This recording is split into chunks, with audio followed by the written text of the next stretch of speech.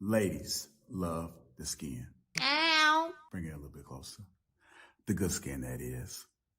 That's why having a proper skincare routine is very important, and you need to feel the Teej. The process is so easy, just 4 steps. You got your daily face wash. That's going to clean your face up nice and right. You got your exfoliator scrub. That's going to open up your pores. You got your AM moisturizer with the SPM 20, which is going to protect you from the sun. You also got your PM moisturizer, which is going to make sure your skin is protected throughout the night. Teej has tons of reviews from dedicated customers across the world. I know I said a lot, but it's okay, because guess what? It comes with an instruction card to explain to you in detail what to do morning and night. And because Teej is a sponsor, they're offering my family 30% off along with a free gift. Just click that link that's in the description and feel the Teej.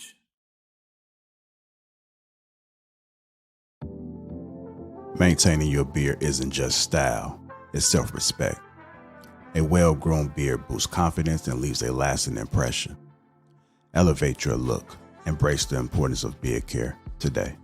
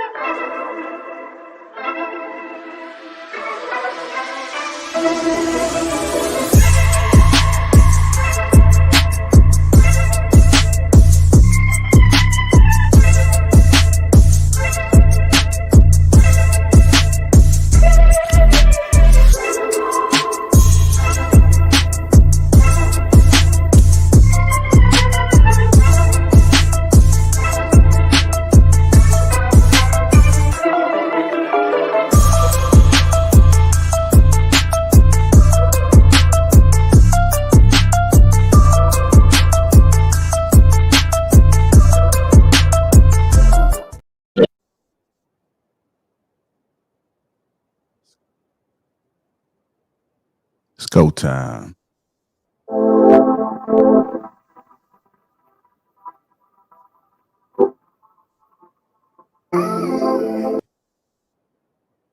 Sound kind of soft, ain't it? Try to pass up. It's go time, y'all.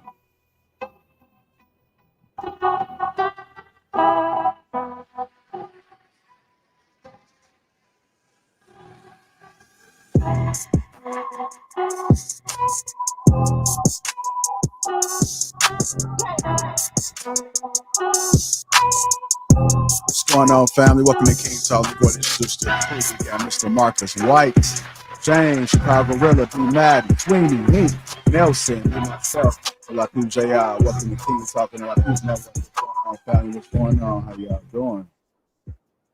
What's going on, brother? What's up? Blessed and highly favored. How y'all brothers doing? What's happening? What's happening? JR, is that Murakami? What? Is that Murakami? No, The hat. The hat. Oh, yeah, but that's the artist. Yeah. Murakami. Takashi, yeah. Yeah. Murakami. I see you. I see you, good brother. You know ain't nothing get past me, man. And I've been taking notes from you, man. Nah, stop. Yeah. Don't do that. You know, every time you post a picture, I'm trying to look to see. I said, what do you got in that closet? That's what I guess that's what happened. You dark skinned brothers get real bougie, huh? Nah, I see what's going JR on, man. funny, man. He with the Joe Fresh Goods. I see you, good brother. I see you. Yeah, you know what it is. So it's good to see you guys, man. Another day in the paradise. I'm going to go ahead and get the housekeeping out the way. Shout out to the sponsor, Teach Handling Uncomplicated Skincare for Men. Start this off along with a free gift. Make sure you guys click that link that's in the description and take care of your skin. If you guys don't know, me and Sugar Curl have teamed up to bring you guys Assured Man King on top. So make sure you guys click that link that's in the description and go ahead and get your beard gang right. Also, the link that's pinned to the top of the chat. We got the Masquerade event happening in Dallas, March 9th. So if you guys are in town, go ahead and pop to and come kick it with the Lapeef family, and we'll make it do what it do. Shout out to all my green gang that's in the chat. Jolie, Dale Matthews. I see you really gonna gift it 5 Lapeef memberships already. So to you, brother. I see you, Erica. Sir Hell is in the house. What's going on? All the green gang, y'all. Look at them. Look at them. Look at them. All right. If you want to become part of Green Gang, just click that link that's in the description. It shouldn't be hard. Let's go and get this show started, man. We're gonna start it off with a little bit of. I love having Nelson here because I'm pretty sure he's spoken with a lot of people. So this is talking about that bedroom action a little bit.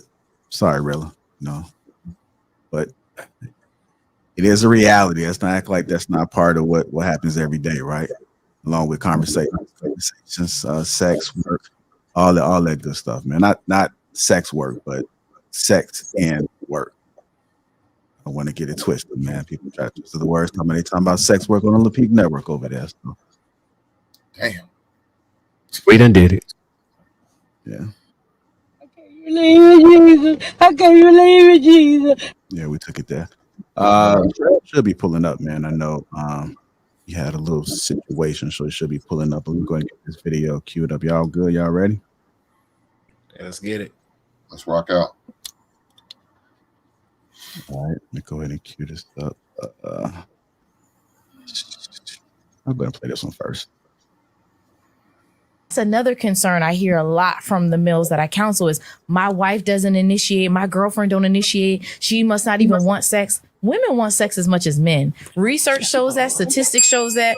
We love sex. Y'all are just not doing it right. Hold on, In no, the no, most no. respectful way. No. Listen, here goes the thing. Here goes the thing. Some men aren't doing it right. Some men. Like, we can't make a blanket We'll say statement some. of what it We'll is. say So some.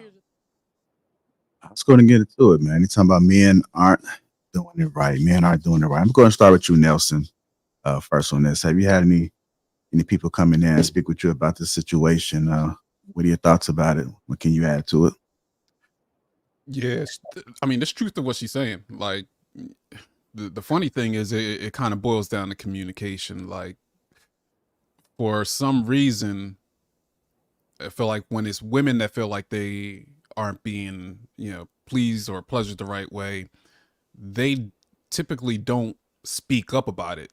They gossip about it. They go and tell their girlfriends and things like that, rather than telling their man, like being honest with them, like, listen, this ain't working for me. Like, I need you to do it like this, or I need you to adjust this and do this. Like, we don't, it kind of goes both ways. We don't take the time and have that really awkward conversation to tell somebody what it is that we like and what it is that we need. Part of it's insecurity, because what if they think we're weird because of that? What if they think we're too kinky or whatever it may be? But the real conversation, it takes a long time for the real conversation to happen. Unfortunately, it doesn't tend to happen until something major happens, like somebody gets cheated on.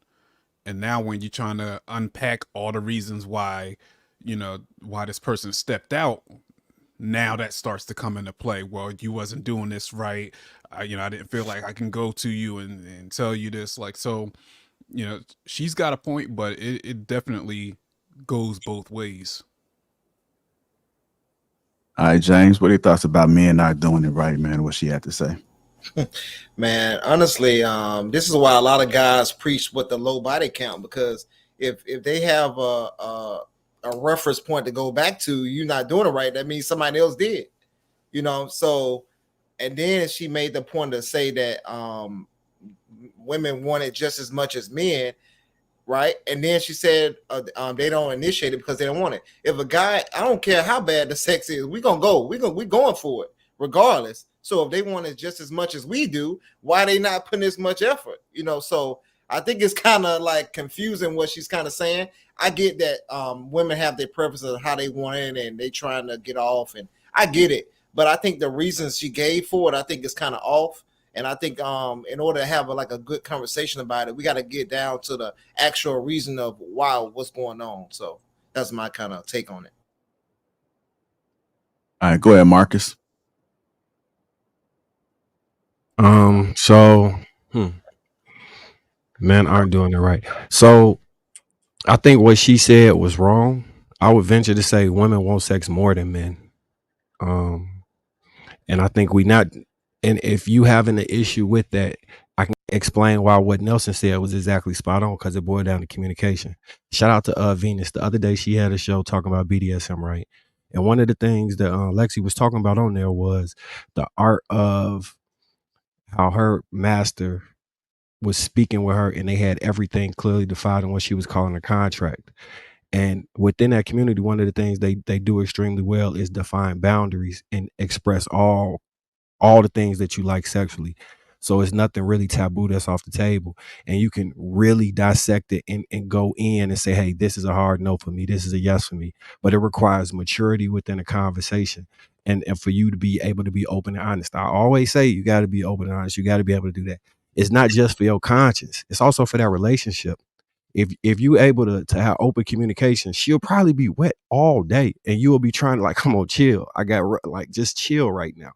Like you won't be in a position where you she locked it up. If anything, you will be asking for breaks. So man, I got a headache tonight. It'll be you doing that because it's so frequent and she's so turned on. But that go further to the point of foreplay, because you have to understand that foreplay is not just sexual. It's an ongoing thing. It's mental. It's the way y'all interact throughout the day, throughout all of those. Like, to just say, hey, when I get down, I'm gonna lick it, and I consider that foreplay kiss for a little while and get it going. That might not be it, bro. That might not be it. Now, if you turn her on mentally all day, she fuck around be sending you all type of text messages, all type of little freaky ass notes, all the stuff that you may want. And you can say, "Oh, you simping." I'm trying to explain to you how you can have a good life and be happy, and not sit here mad and say women close sex off. As soon as I learned how to communicate the proper way, I've never in my life had an issue with sex being closed off. If anything, I've had to take breaks. Like, nah, it's just too much right now. Let me just chill for a second. But so I meant doing it right. The ones who understand what me and Nelson talking about, yeah, absolutely. If not, then you're gonna be like, yeah, they trick us into relationships and then they withhold sex. Withhold what? From who? No. Take the what and leave the what? That's not how that work, bro. That is not how that work. But I digress. Another concern I hear a lot from the males that I counsel is my wife doesn't initiate, my girlfriend don't initiate, she must not even want sex. Women want sex as much as men. Research shows that, statistics shows that. We love sex. Y'all are just not doing it right. So hold on, In the most respectful way. No. Listen, here goes the thing. Some men aren't doing the fact that you said that a man has to do all of that inherently proves women don't want sex more than men. If a man has to, because we don't need all that shit to want sex. We don't need our engines to get revved up. We don't need sweet nothing said all day. We don't need text messages and shit like that. We come in on go. So the fact that we even have to do all that, not to say that you're wrong, I'm not mad at the idea, but to sit here and say women want sex just as much as men, but men got to put forth all of that effort just to get her engine going, tells you that's inherently false. Because we don't need all of that shit. Okay, so I think. Oh, I'm sorry, Sweeney. I thought you was finished. I apologize. No, I was just saying, like, if you think about men, right? Because what we're talking about is that who desires it? No, nothing needs to be done or said. It's already on go. Who shows up to the table ready to go? Men typically do. Women typically need stimulation, mental stimulation, all day text. And you ain't the first person I've heard say that. I've heard plenty of people say that. I think Anton Daniels done said that a couple times. That's what him and his wife do. That's what I started doing when I listened to him. So I agree with you in that aspect. But the fact that we have to do that tells you that women are not the same as far as their sex drive as men. Because we wouldn't even need to do that. Okay, so this is why I'm saying you're right. They're not the same. I think women's sex drive is higher, actually much higher. And the way this all breaks down is how we view intimacy. Like, we can microwave and then just, you know what I'm saying, no kickstart, no nothing, no communication with her. We don't got to have an emotional bond and connection. Get in there and get out quick, right? Fair. Like you microwave a 1 minute meal. Women are more, I would say, akin to like cooking a meal. You got to prepare the ingredients. And as long as you prepare the ingredients, the meal gonna come out bomb as fuck, and you're gonna have leftovers for days. So that meal will be ready for the whole day. So I'm not saying you got to text her and do all this. I'm saying she'll do it to you because she's turned on all day. Like it's a art to having intimacy with women. And when you master that, then not you specifically, I'm speaking in general to men. When you master that, what I'm saying will make more than you'll be like, no, it's no other way. Like if you look at the women in the chat, they like, no, you're right, 100%. Of course, they're gonna agree with you on that. And the men who understand what I'm talking about will say the same thing. So, man, we supposed to be logical, right? So if I could tell you a way to do something and it's gonna get you a desired result, and you choose not to do that to get an undesirable result, where's the logic in that, bud? Where's the logic there? Not you specifically, Sweeney. No, I think where we're having a disconnect. I think where we're having a disconnect is we're saying that women desire sex more than men at face value. That's inherently false because if they don't require the same amount of energy we require to get sex, then they can't possibly desire it more than us. Because if your instincts and everything depends on what I do, but mine don't depend on what you do, I can just come over and just be ready. Whereas anything, your sex drive is completely dependent on what your outside stimulation is, then you can't possibly desire it more than I do. Now, I'm not disagreeing that if you get that engine going, the text messages, the sweet nothings, the sometimes you shoot a you know what I mean, sexting and all of that, and you know what I mean, smack her on the ass early that day, whatever, you know, the shit that whatever gets your woman hot. I agree. Those things will have her ready at a specific at a period of time where she can't keep her hands off of you. But notice the difference in what is required between men and women, and that tells you what the difference is.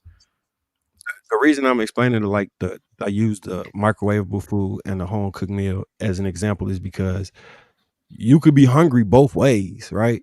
Like we don't need to have no intimate connection in order to have sex. That's why our hand can be a lot of people's best friend.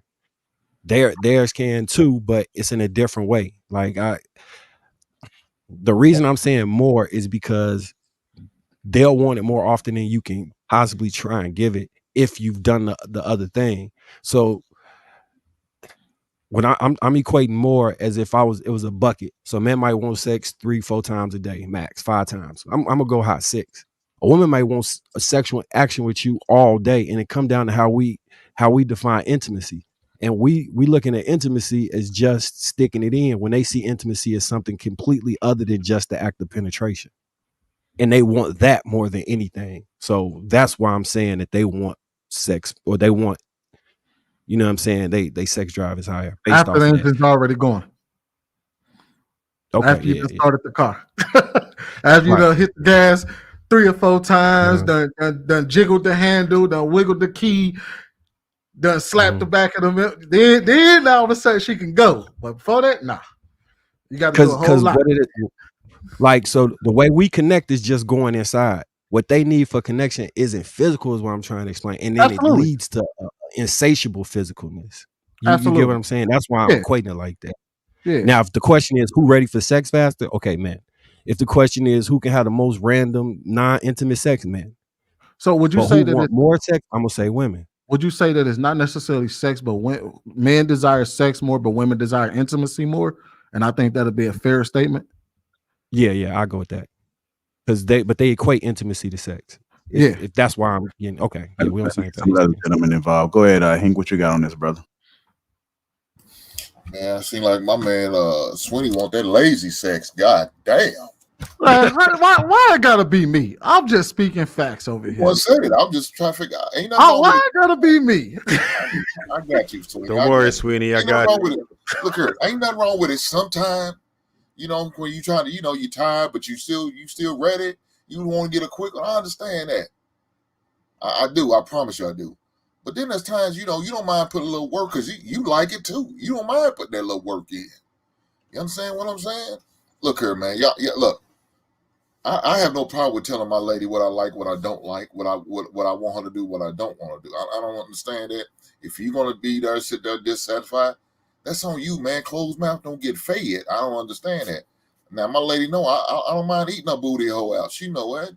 If that's what's gonna get the party started, that's what's gonna get it started. Eat it from the behind, dudes. Dude, flip the script, man. Do something different. Don't keep doing fucking missionary shit like my boy Sweeney all the goddamn time. You know, why you got to keep throwing me under the bus? Because all I was speaking to, all I was simply speaking to what was said in the video. Thank you, Shannon. I was speaking to what was specifically said in the video. What she said is false. Well, look, as far as what we should be doing in the bedroom and all that, I don't disagree with that. But what she said was false. Look, let's keep it honest. Look. Men hit certain ages where they can't do it like they want to no more. They can't do the 5 to 6 days a week, but a woman still get it going, no problem. I mean that's a reality to the point where some of you motherfuckers are out of shape and y'all gotta take them goddamn blue diamonds. Then what you gonna do? And she still wanted it. What you gonna do? Blue diamond? Take the blue diamond. I got you.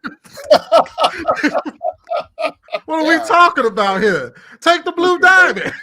I got you, man. What are you talking about? Until your vision gone, and then you're like, damn, I can't see nothing. I got a 10-day headache. Kevin Samuels died in the arms of a beautiful woman. That man died happy and satisfied. I ain't trying to go out like that, man. Fuck them goddamn blue diamonds, man. Fucking go do some goddamn push-ups. But as far as my man Willie, I'm surprised he done went from Pastor Willie to rated R, didn't he? I'm like, God damn, we went super freak on us. Yo, he ain't go like you. Oh, shout out to Pretty Willie.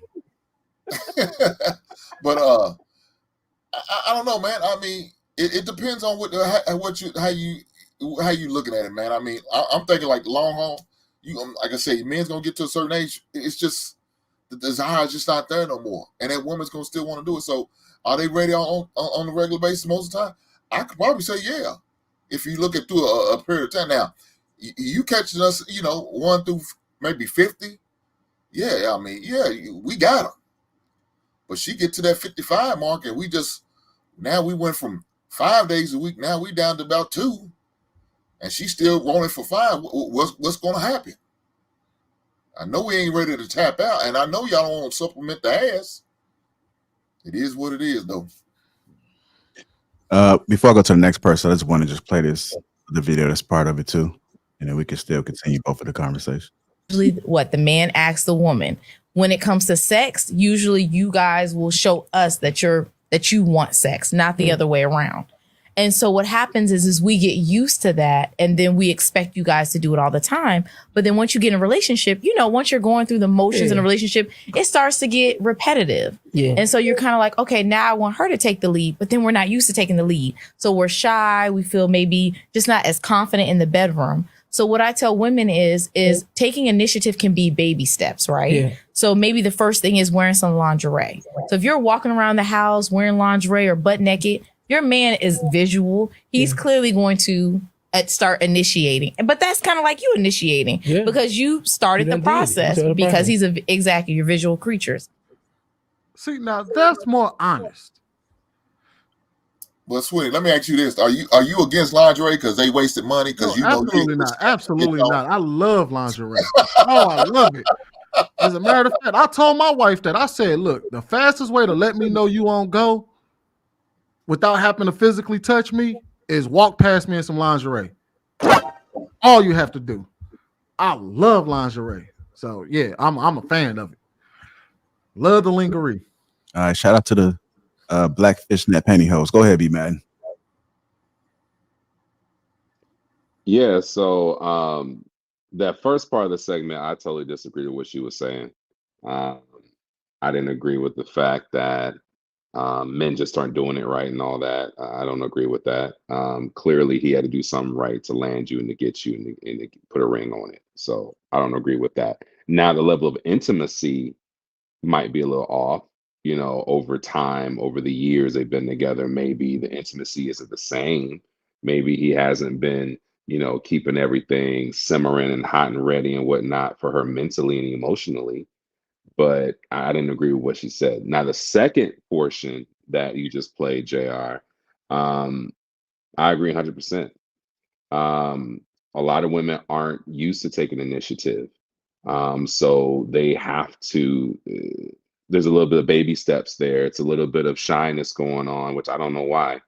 I don't run into that too often, but there's a little shyness there, and stepping out there, putting the lingerie on, putting your song on, doing different things that he likes.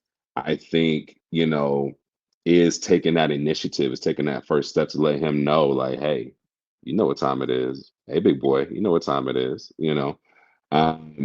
She's walking around naked, doing other things to catch your eye, to get your attention. And she does certain things in front of you on purpose. Drop the towel, whatever. You in the kitchen. She drops the towel. She want to get going right here on the counter. Okay, bet. There are things women can do. If you know your man, just think about it for a second. Just put a little bit of effort, just a little bit. It don't take much. We catch the hint pretty quickly. As men, it doesn't take much for us at all. Because I still believe, men have a higher sex drive, but I also do believe if you, tune your woman right, mentally and emotionally on a consistent basis, she can be hot and ready like an oven all the time and just ready to go. She kind of like what, Mike was saying earlier. You're always texting her, you're calling her, sending her, crazy messages, memes, pics, whatever. always keeping her mind there. Her mind is always constantly on you. It's always thinking of something nasty or something a little freaky. Shit, you did most of the work right there. By the time she see you getting near you, she ready to climb on top of you. She's ready to climb that tree. So, you know, keep her where you need her. Keep her hot and ready. Keep her going. You know, keep her kind of like simmering. You know, kind of like that pot roast in like an oven or something like that, or one of those Pressure crock cookers. pots. Yeah, Yeah. that deal right there, crock pot. You know, that's how women are. They're just simmering and just kind of ready. Us, like you said, we're microwavable. We ready to go. You know, you put that burrito on there for a minute, 30 seconds, boom, let's go. So there it is. I did want to add another question to the panel, and you can ask it as you responding. But I've heard of some men getting turned off with their wives. Like, what would cause a man to get turned off and just not just want to keep having sex with her anymore? Ooh. I mean, something happens, So right? And then whenever it happens, it just doesn't get back. I mean, realistically, it doesn't typically get back. They just stop having sex, like nobody's initiating. So how do couples get to that point? I think most of the time, just after she dropped that seed, she get your seed, her body not the same. Men tend to lose interest. Right? Weight gain. Yeah, weight gain for sure. I would say sometimes. I would say energy level too. The energy levels aren't the same, especially when you're chasing kids around. Especially when I think that happens a lot when the wife or the woman puts the kids first at all times. That's a problem. Like, I understand, like, your kids are extremely important. I understand that, but your children are more important than the relationship, because the relationship was first. They're a product of the relationship. So you have to always put your relationship first and the health of your relationship first. And then at the end of the day, the kids are gonna benefit from that. They're gonna benefit from a happier household. They're gonna benefit from a household to where the parents are having sex regularly and they're loving on each other regularly and they're showing affection in the household regularly. So I think that's an issue when the kids are always put before the man all the time, and the energy levels as well. I think also, if it's like lazy sex, a lot of guys kind of like, what I'm saying, like, why would I put out? I'd rather just get one off in the bathroom, this type of deal. So, or if you gotta like feel like you gotta beg for it, or if it's not like she don't want it either. So it's kind of like something like that, or he's tired from work. So it can be multiple different things, stuff like that can happen. I think it'd be also like a lot of the pet peeves that we don't talk about a lot of times. So, she starts getting real comfortable, walk past you farting, burping, like small things that you don't like, but you don't really talk about. That stuff starts to add up, and I think everything else that everybody else said kind of comes into play too, with the kids and how you're prioritizing things. Like, it's just life happens, and we go through these ebbs and flows. Sometimes we don't want to be we don't want to be around them. Other times we can't keep our hands off them. That's just kind of how it goes. I think to add to it, I think the monotony of it all can add to it too. I know Hink spoke to this a little bit, doing the same thing over and over again. Sometimes you just get tired of seeing the same thing, and then you, like, when she walked past, it don't trigger the same response it once did. So shit. Yeah, for me, never a time. Let me say this: I objectify my wife. So all that shit, when niggas be on Instagram liking all these heifers pictures and whacking off to PH, you know what I'm saying, going on the internet and looking up other women to lust after and all that, I take all that shit out on my wife. When she walks out smacking that ass. Let me ask y'all a question. Hold on, Sweeney. Let me, because I'm gonna be quick because I ain't really answer. I just want to say this too. Fellas, learn your woman, man. Learn your woman, because she is initiating in her own way. We say all the time, men and women, you ain't equal. Yeah, so they not equal to us. I don't expect her to initiate or respond to sex in the way that I do, right? So when she do her little, I think be mad and said it. When she do her little bend over, or she send you that text, hey, come in here real quick. Or she doing some sassy shit with the shower. She know exactly what she doing. That's her way of initiate. So I'm finna go in there. I'm finna initiate some things.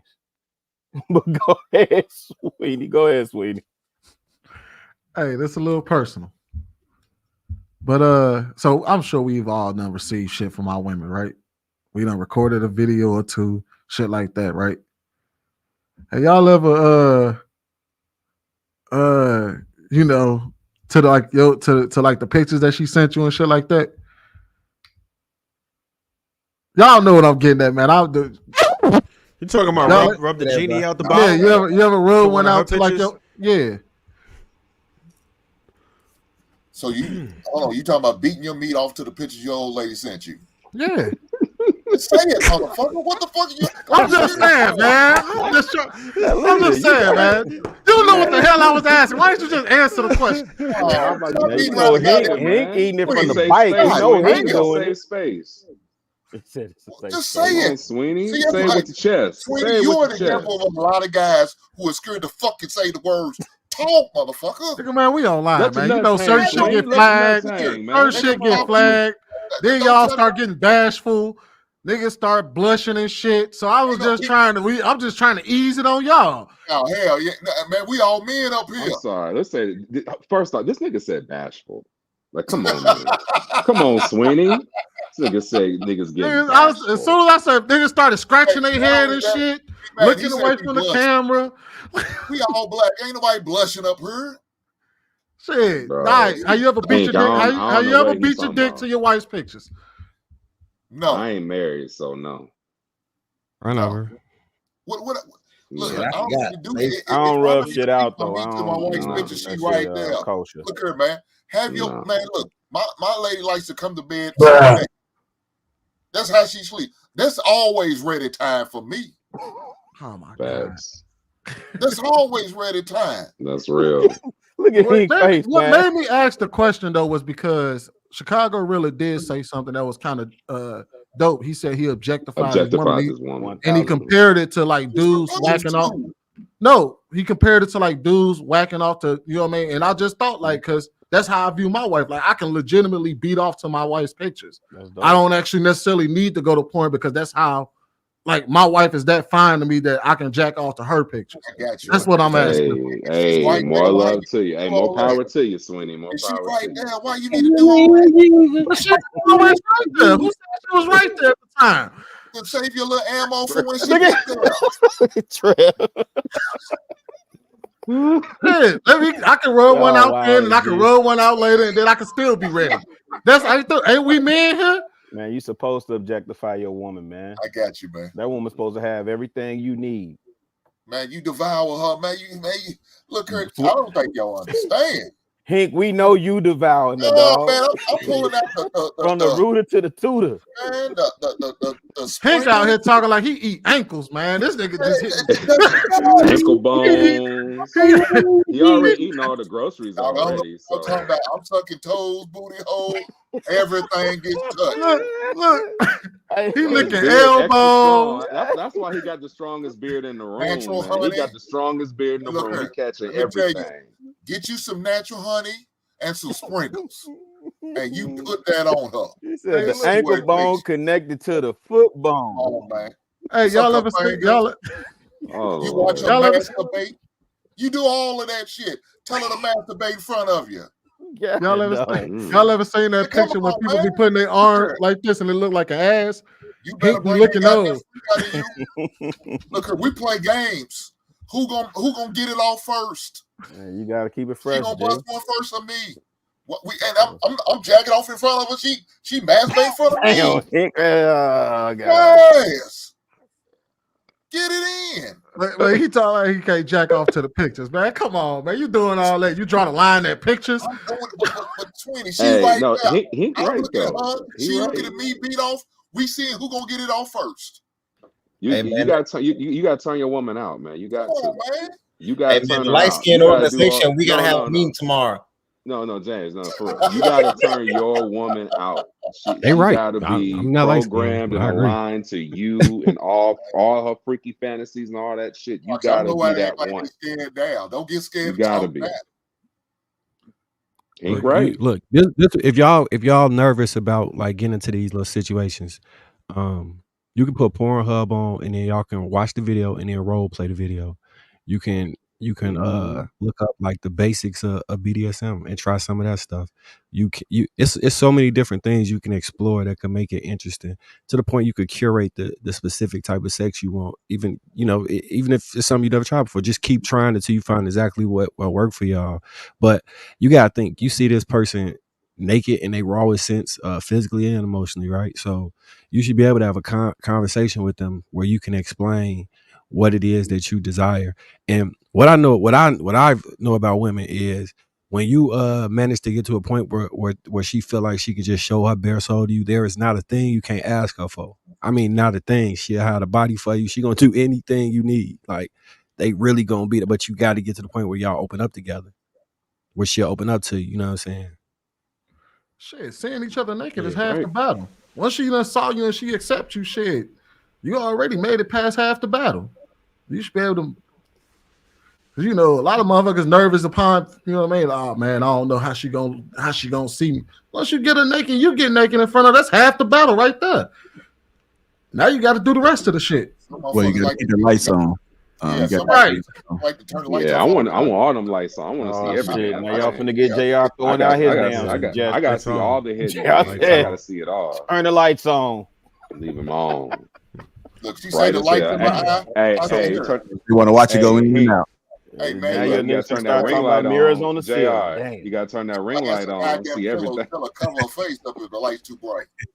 Yeah, you turn the motherfucker on. You gotta turn this light on. Right, that ring. It's a soft light. But Wait, all right, y'all talk about bright ass lights, man. You ain't got no soft light, look like a goddamn hospital up in there. the operating table. Right. Go ahead, Trey. Trey, so you like to watch it go in and out.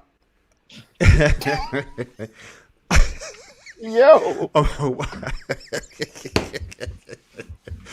I'm gonna address the second point first. I like the idea of the whole lingerie and naked thing, but around the house, y'all acting like ain't none of us got kids, man. That ain't gonna fly in that situation. But other than that, I dig it. But I wanted to address the first point, and I'm gonna kind of give it from like a scumbag perspective, right? As a former scumbag, right? So a lot of dudes will say, yeah, my wife don't like to initiate, my wife don't like to do that, and my wife boring and all that. And I get it. And what you got to understand is, although I never pounded wives, I did do quite a few girlfriends. So what I'm going to tell you, all that stuff that she wasn't trying to do with you, she was out here busting it open. She was doing the everything, all kinds of stuff, introduced all kinds of things that you ain't never even think your chick would have thought about. So all I'm saying is that females, you might think she doesn't have a high sex drive. I agree that they may not have one with you, but that doesn't mean that they don't have one. The problem is females are a lot more meticulous about who and when they actually smash. That's the difference. So we could do anything because ours is a lot more physical than theirs. Theirs is not. And I can't even just say that, because there are some females who will just be like, oh, I like his lips, and go sleep with that guy. So we can't even say that it's not physical.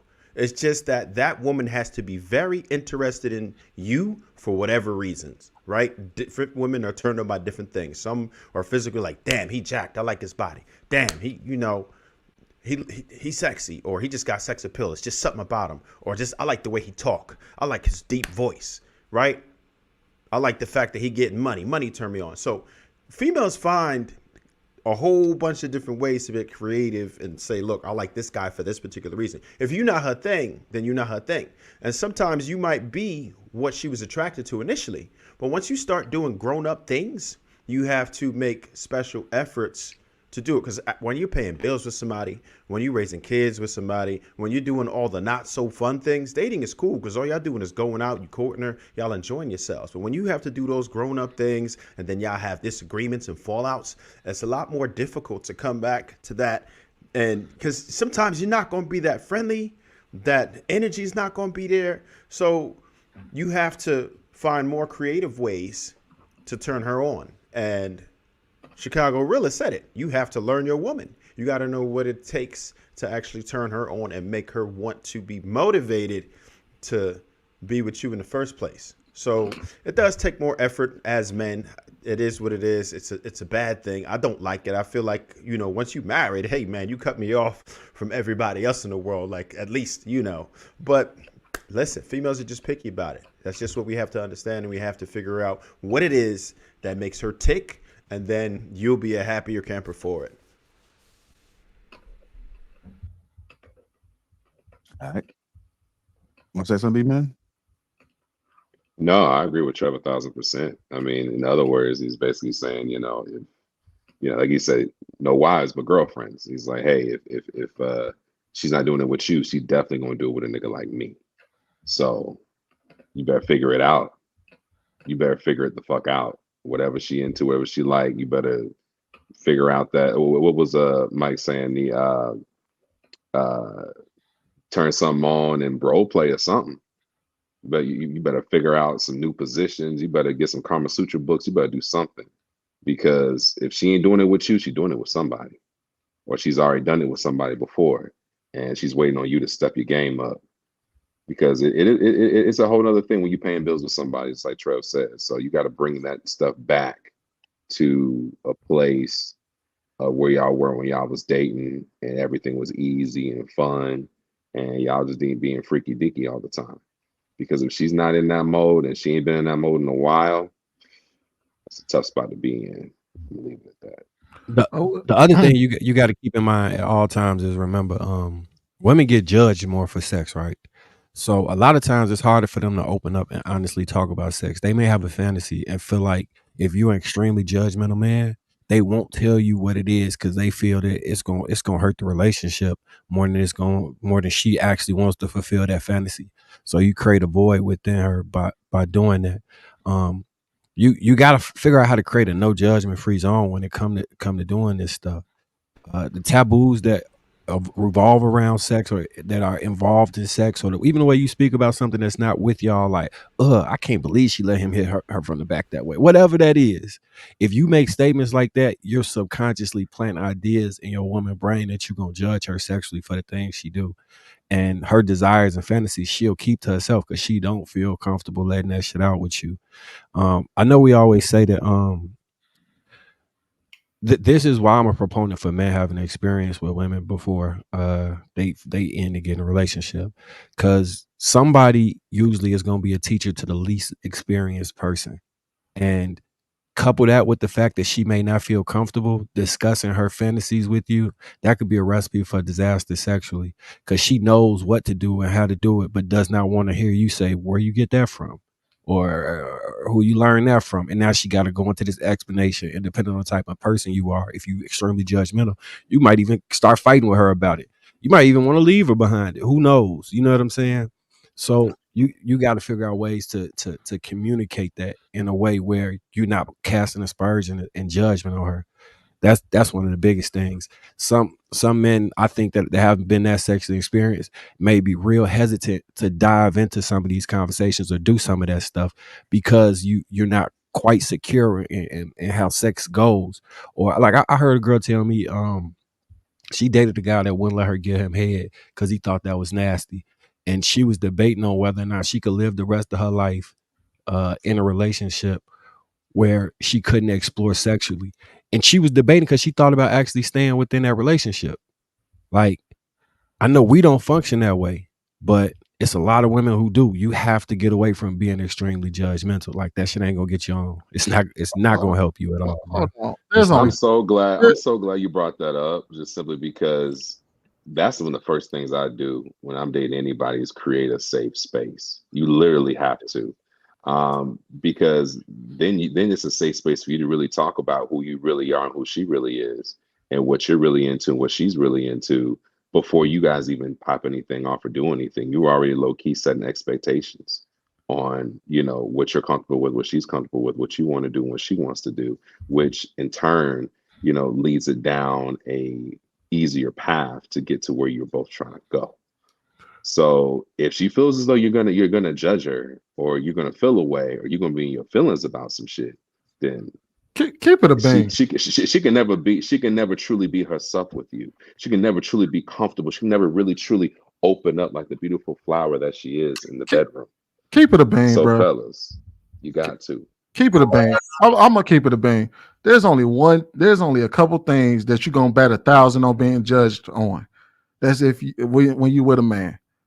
If you want another man, if you want to do some gay shit, or you want to do some of that like shit on your chest type shit, or piss on you type shit. Outside of that, men are pretty open-minded. They willing to do a whole lot of shit, but like, come on, man. I said batting 1,000. If you want to bat 1,000 on most definitely being judged on, that you know for a fact you can't go in and say that shit is if you want to deal with another man, if you want to do some gay shit, or if you want to do some of that nasty 2 girl 1 cup shit. Outside of that, if she does, or you do? If she does. If she does. Okay, I'm just making sure. Okay. So like that's the only time you're gonna bet 1,000 on your man judging you. Outside of that, you looking at anywhere between 50-50 and about 70-30.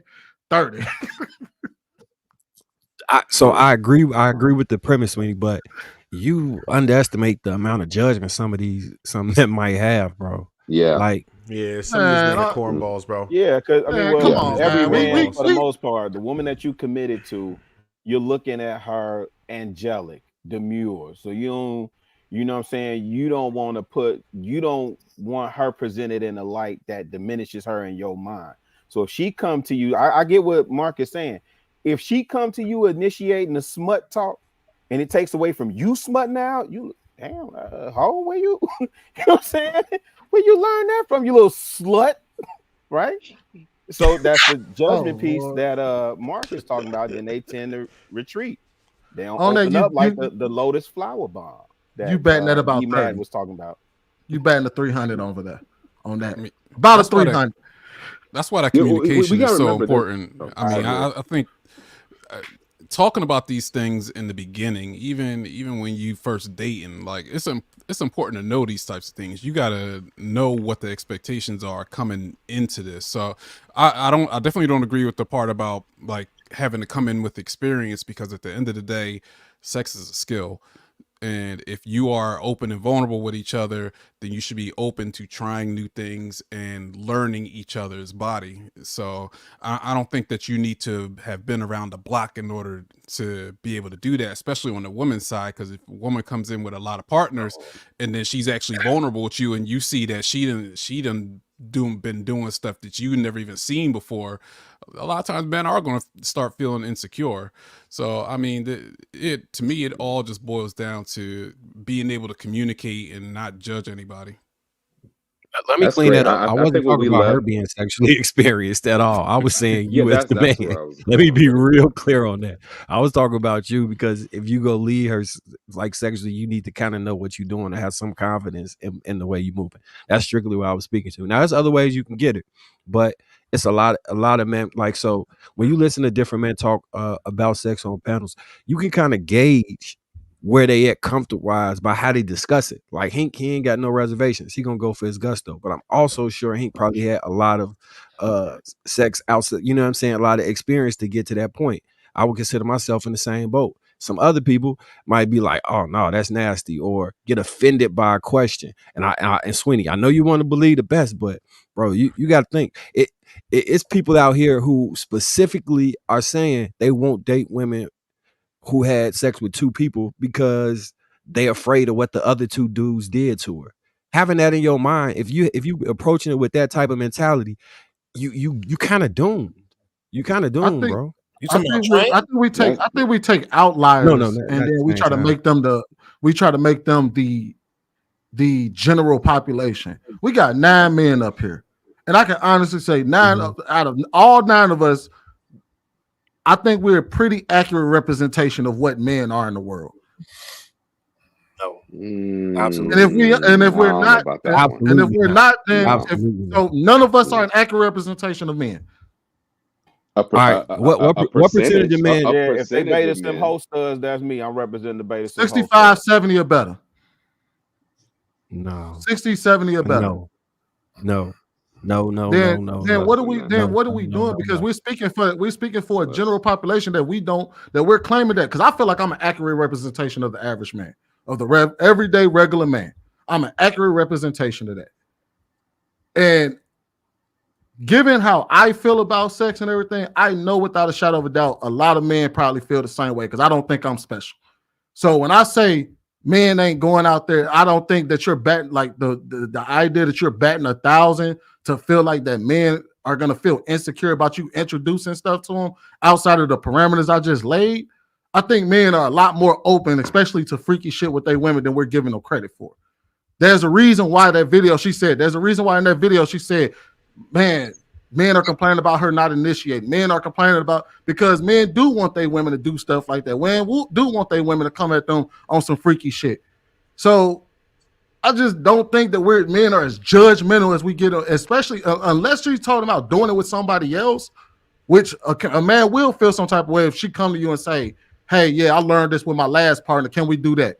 Yeah, of course he's going to feel some type of way. But if she come to him and introduce some shit to him or does some trick to him, he's not going to be like, oh, man, last night my girl did this shit to me, man. I feel some type of way. I don't think that's most men. Sweeney, let me tell you this. What you got to understand, right? Everybody up here is a very effective communicator, right? Most people are not going to get online and start speaking about their personal lives in front of thousands of people. That's not how it goes. We are not an accurate representation of anybody. Most of us are content creators. Look at your background. You're a content creator. Most people won't have any parts of that, right? They'll be on the other end of it and consume it, but it takes a lot to be able to jump on a mic and in front of a camera and talk to people and be coherent. Like, most people don't have that ability to do it effectively. That's just real. And I'm telling you, a lot of people hit my DMs up. I help people every day. And a lot of people I run into, I help them. And men in general are not great communicators. That's real. That is real. That's why Nelson got a job right now. Not being a great communicator. Because a lot of it helps. Like, if you can't express yourself, right? A lot of these people that's up here. Yeah, it's lower than we think, man. It's lower than we think. No, what I'm saying is that population. Let me just add being able to communicate is not the same as what we're saying as far as what they will or will not do. I agree. As far as us being able to stand in front of a camera is totally different from what we're saying about how they feel about certain things. Like, that's different. And I feel like my ability to get in front of a camera is pretty much the same. Because think of it this way: how many regular dudes come up and cam up every single time we ask them to? They literally jump up. They may not be able to communicate as well as we do, but every time we open up a panel, we drop the link in the chat. Men come up here all the time. And that's the part. But what I'm saying is, people could come in and give their 2 cents, right? But you could sit here and do a standalone. You could host a show, right? That's a different ball game. What I'm saying is, for you to be an effective communicator on that level, is different, right? It's very different. That if you don't know how to communicate like how you communicate, you're gonna have troubles with women. Most men have troubles with women in general. You married, you're successful at it. Like, I don't know if anybody on this panel is not having success with women, but most men don't. If you just take that example alone. Well, that's not 30%, because over 30% of men right now are virgins. 30% of men are virgins. That's under 30. That's under 30. So that means 60-70% of them aren't. Then you add that with the average body count is like 5 or some shit, 5 or 8. The men aren't having all this sexual experience that say the brothers on this panel have had. I'm looking. Hink used to play football. Trev got a mouthpiece. I think B. Madden used to play football. JR probably was the guy in high school. James effective at what he do, really effective. Nelson is a therapist, so he know how to communicate. And come on, bro. You an extrovert. That's why I'm saying no. No, Sweetie, when you talk about being representing the majority of men, what was you talking about? I'm saying as far as how I see things, how I see the world, because everybody that comes, the people that I cut every day is the everyday man. We talking about the regular dudes that go to work, come home, deal with everyday regular shit. I deal with everyday regular shit. You know what I mean? And I deal with the everyday regular, like, even when we're talking about sexual experience, majority of men still have sexual experiences with women. Even when you talk, I think over 50% of men over the age of 30 have 10 or more partners. So like that's just over the age of 30. So when we talk about this, I'm just saying that I don't think men are as closed-minded as we try to make them out to be. I think we're closed-minded about a lot of shit. But some things I think we try to paint men as these like incels, and most men aren't incels, where they can't communicate with their women or they can't communicate effectively, because that's not a thing. I wouldn't call a man an incel. That's yeah, we're not calling him incel. Here's a I think a great segue that Marcus kind of brought up and Trev kind of hit as well too, is that a subject that we're not really hitting on heavy enough is that there's a lot of men out here, like kind of what you were saying, a lot of men that are having issues with women. There are women out here that's got more bodies than men. And that's a trend that's ticking up like nobody's business. So you start talking about judgment. We're talking about that safe space earlier. We're talking about, women trying to be pleased by their man and this and that.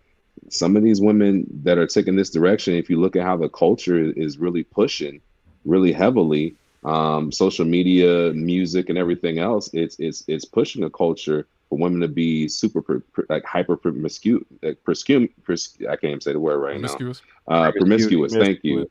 To be to be that right now, and you have men that aren't having as much sexual luck as they've had, or interaction as they ever had in the past.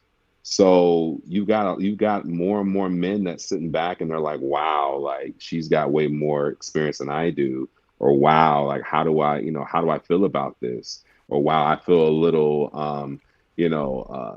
I don't feel confident in myself for this and that, or she's so fine, or she's so bad, or she got her body done, or she did all these things and she looks so beautiful. I mean, there's a lot of guys that's on here that's listening to us that don't have great luck with women. And that's more of a majority than it is than you would think. We're a minority in a minority of extroverted guys that's on podcasts that can communicate effectively, that are decent looking, that are successful in what we do. That is not the majority of men. That is not. So we have to be mindful of who we're talking to, who we're trying to attract, and who and what kind of message you're trying to put out there to the guys who are looking up to us and trying to hear where we're coming from, and how to deal with, their situations or their selves dating nowadays, and in the current dating pool of how things are going, or guys that are trying to figure out things with their wife. So we're all in different places in our lives, and we're all everybody's trying to figure out what works best for them. And that's why they're here listening to us. So we got to transition to the main topic. I was just gonna drop the data real quick. Go ahead. We're talking between the ages of 30 and 34, over 20% of men have had 5 to 9 sexual partners. 42% of men have had 10 plus sexual partners. That's between ages 30 and 34. 35 to 39 is roughly the same. So we're talking about at least over 62% of men have had 5 or more partners over that period of time. So it's not like we're dealing with these like a bunch of men that don't have experience with women. Is that supposed to be a lot, Sweeney? I think it's a fair amount. I don't think a man needs 30 partners to be experienced. I know chicks that's knocking that out in college in like a couple months.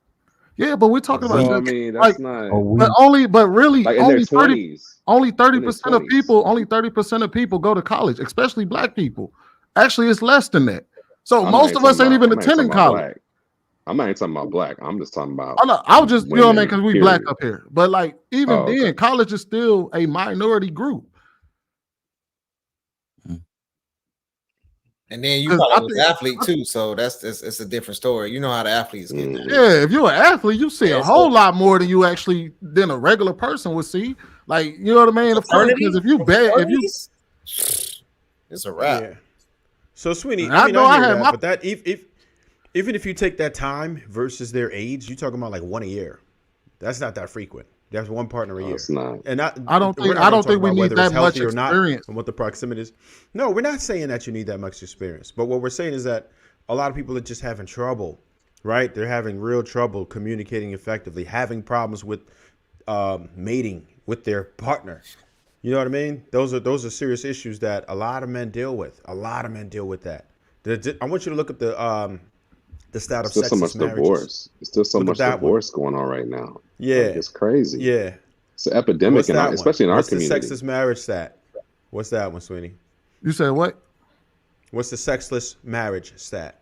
How much men are sexless in marriages? Hold on, I have to look that up. You got to give me a second. I know JR wants. Oh no, he got a transition. Just hold it for me. Yeah. Oh, like I got to actually look that one up. So, but no, and that's what I mean is that if we're talking about the everyday man is dealing with the everyday woman, I agree that we've all dealt with some freaky ass women. We've all seen it all, done it all. And like I said, my last time dealing with a bunch of women was back in college. And I said on the last show, it was very easy back then, but I can't speak to a man that has to deal with the dating market at 30 because I don't have to deal with it. You know what I mean? But I do know that sometimes we view the world through our own lens where we say, man, most of these girls are freaky, when in reality, you was just a freaky ass nigga that got a freaky ass girl. Whereas, you know, sometimes like when we look at the majority of women, most women probably don't. Hold on, wait. Siri, shut the hell up. Yeah, I think we need to transition while Sherry's trying to tell you something. Go ahead, JR. Let me look that up for you, though, Trev. All right, you guys just tuning in. Welcome to King Talk. Hit the like button. Also, make sure you subscribe to the channel. I appreciate the engagement that's in the chat. I see Shannon Rawls is in there. He over there. Let's see, moderating the chat. Let's go ahead and get to these super chats. AP Accountability Partner $5 says, Sweeney, why you always got to go outside the bounds of the conversation? No more penile fencing, please. Talk, please. I have no idea what the hell he's talking about.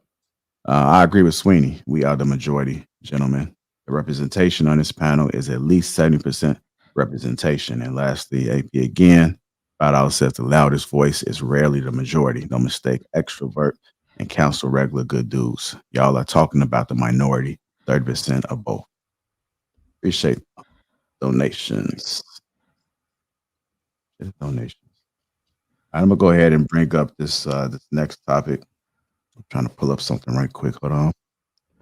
Around 7% of married adults haven't had sex in the past year,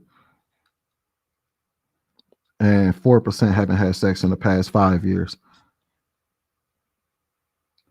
So according to these stats, men are getting sex regularly in marriages, is what you're saying? I wouldn't say necessarily regular, because it depends on what we consider regularly. Because some people consider regularly 3, 4, 5 times a week. Some people consider regularly once a week. Some people consider regularly my birthday. No, that's pretty high. That's pretty long time. But no, though, I think it depends on what you consider regularly. If you're talking about 5 or 6 times a week, I don't think a lot of married couples got the time. You know what I mean? I think they're dealing with. I think as I say, I'm the regular everyday person. Me and my wife both work, so you know what I mean. And I'm going out the house just as much as she is, and we got kids that we worry about. So no, we not having sex 6, 7 times, 3, 4 times a day, and all of that shit. No, you know what I mean. We had maybe a couple times a week, and I think I would consider that probably most regular marriages. A lot of guys is getting it like twice a month. And then you got a lot of guys that may get it twice a month. And y'all out here signing up for this shit? Well, if you talking about like marriage? willingly and signing like paperwork with the state for this shit? Is it twice a month? Nelson, what? Shit. B-Man, you a slut monkey? Excuse you? No, I'm just not married. So you not married, never been had a wife, so not yet. So what's the part? Well, now I'm confused. What are we signing up for? Well, what are married people signing up for? No, that's the question. So you signing up for twice a month or twice every couple months? Like, wow. How often are single people getting it? I mean, that is true. That's why I asked you. There's a lot of dudes that ain't getting no ass. That's why I said, are you a slut monkey? I'm not any kind of monkey, so I don't know. Well, that's a normal problem that guys work through, though. That's what brings them to counseling. I think if we talk about, so if we think about it this way, I think considering the fact that a lot of men are starting to be more single, there are more men becoming single, and a lot of women are single. Then we are gonna start seeing an uptick in sexless men, because at least, you know what I mean. I think I would argue a large portion of those, that 42% I talked about, they got it out of relationships. It wasn't like, you know what I mean, them 10 plus women that probably happened with relationships. Maybe a few of them was on some humbug, and then every night, but like, you know what I mean? If you got to go out there and do a whole lot of stuff to get women, I can see the numbers going down as far as men having sexual partners. So I think Nelson asked a really good question. Is like, I think, you know what I mean? No, that was Chicago Rilla when he said, well, shit, how often is men getting sex outside of relationships? Most of them probably beating their dick most of the time. So shit, twice a month for a motherfucker, probably like shit. That's better than what I was doing before I got with this chick. All right, y'all. We got to go ahead and transition. Hit that like button, family. Trevor, you want to say something real quick? No, go ahead. I know you got to get out of here. Oh, yeah. All right. Transition. We're ready to get to the main topic, which is, if you desire to be with a man, you can't be against men or absorbing content from people who are. That's the main topic. I was trying to decide whether I should just make it for all, but the person, which is Keita Rose, she was the one that actually brought this topic up. I'm just trying to put it so I can scroll it at the bottom. So she brought this topic up. And the reason why she phrased it like this in particular is because she coaches a lot of women. And so she put in there and said, I guess they was just chatting up under the comments. I'm confused as to how we're taking this video as an opportunity to attack one another. I'm all about healing the mind, changing behaviors, and restoring relationships. This post is to make you all aware of how platforms and people can influence you negatively. Certain platforms are keeping you oppressed. Don't turn this into an argument. This is not to wage a war between men and women. So I know I was getting some DMs and they was concerned about how it was for women, right? But this is how she did. And then she also added that I haven't addressed men as much as I used to, simply because many women come to me with their problems more. I'm a woman, so I can help women see themselves more. I can't control how men respond. I try to keep things neutral. I don't really like to even single out genders, but sometimes I have to. Men and women are out of control, but women share more, so it allows us to speak on the behaviors more. When I play this video, she is going to be speaking to the women, but I also want to flip it. So whenever you respond, because we see men doing this as well on these platforms, right? They are encouraging men to exhibit certain behaviors. So I just want to have a balanced conversation. I want to get both sides in it. And I'm going to go ahead and put this video so we can rock out. Cool? All right, here we go. I want love. Here's my problem. How do you want love from a man, but you follow platforms that are structured on the demise of relationships, and they push the ideal of misandry? How do you follow platforms of women who hate men? They hate the male sex, but you say you want love from a man and you say you want relationships. I know why many people are doing this. I understand you're trying to embrace the feminist ideals, and I'm not against that. But embracing feminist deals does not equate to shunning love from men, and that's where the disconnect is. I want a man, but I'm going to surround myself and open up my spirit to women who hate men, to women who don't have the same desires as me. You want a man, but you're rejecting all forms of love and companionship from them? Make that make sense. Come on, stop following these misandrists. They're not going to get you anywhere, especially if you are wanting companionship, you are wanting that community, you are wanting love. They're not getting you anywhere, honey. And please understand that not all men are toxic. They don't all follow this toxic masculinity, and not all of them follow these destructive patriarchal norms. Many of these pages, they're keeping you single because they're projecting their negative experiences on you. But I hope this gives you all something to work with. I wish you all the best, happy healing, and happy, healthy relationships. Bye, babies. All right. If you desire to be with a man, you can't be against men or absorbing content from people who are. I'm going to go ahead and start with you, Hank. What are your thoughts about this, sir? Well, I mean, I totally agree with him.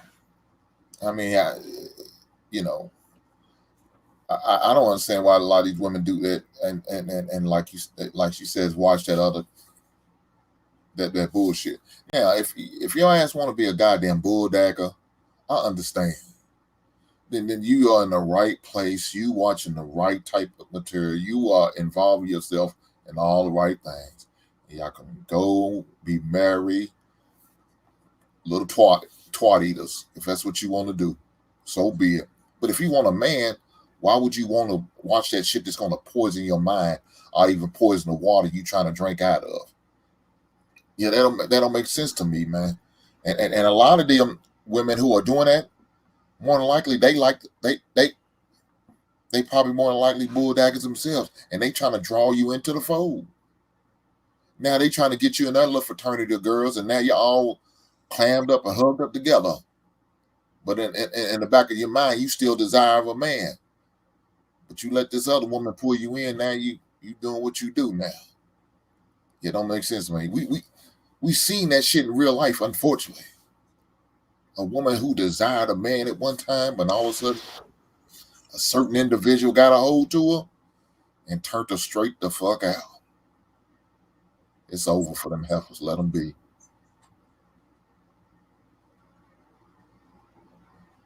All right. Go ahead, James.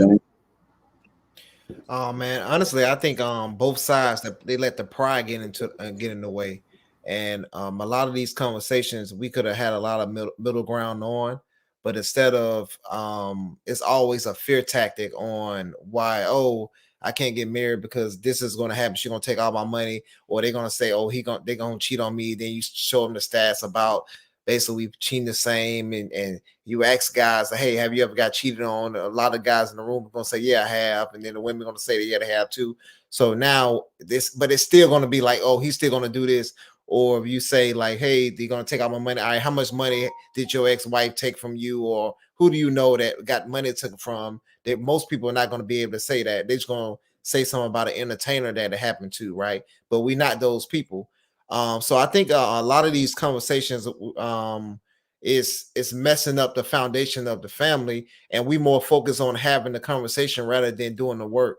So we talking about it's like starting a business, and you got all these damn business plans, but you ain't got no process of what you're gonna do, or you ain't got no property, you ain't got nothing. So and a lot of these people that be talking this stuff, you ask them, hey, how do you have a stable relationship? They can't tell you. You know what I mean? It's even I even seen people they bashed the person religion that they believed in, and they were still following them. And I'm just like, damn, so you don't much care about the religion you have, and because you still following this person that just bashed your religion. So it's kind of like, what morals are they gonna lead you to? If y'all morals are not lining up, how can they teach you something, right? Because I can tell and say, hey, I don't agree with this, but bashing it, that's when it's a big difference, right? You can say, hey, I don't agree with that because of this and this and that. All right, cool. But when you start bashing, I think that's when you take it to another level. And I think I had one thing. Oh, and also it's going to be hard for you to be able to give that person a fair chance in a relationship. So if how can you say, hey, I hate men, and then you say I love men at the same time? How can you give them that fair shake? And I think that's what we do. We do need is grace. And a lot of people are not willing to do that, because in a relationship, your wife gonna mess up, the husband's gonna mess up. But if you were like, I knew you was gonna do this, I knew you were gonna do that, then your relationship is over. So I'm gonna go to you, Nelson. And one of the things that I've seen on both sides is that usually the inspiration behind the energy is from hurt or somebody's scorn. It's typically a story. If you ask them, well, how do you feel it?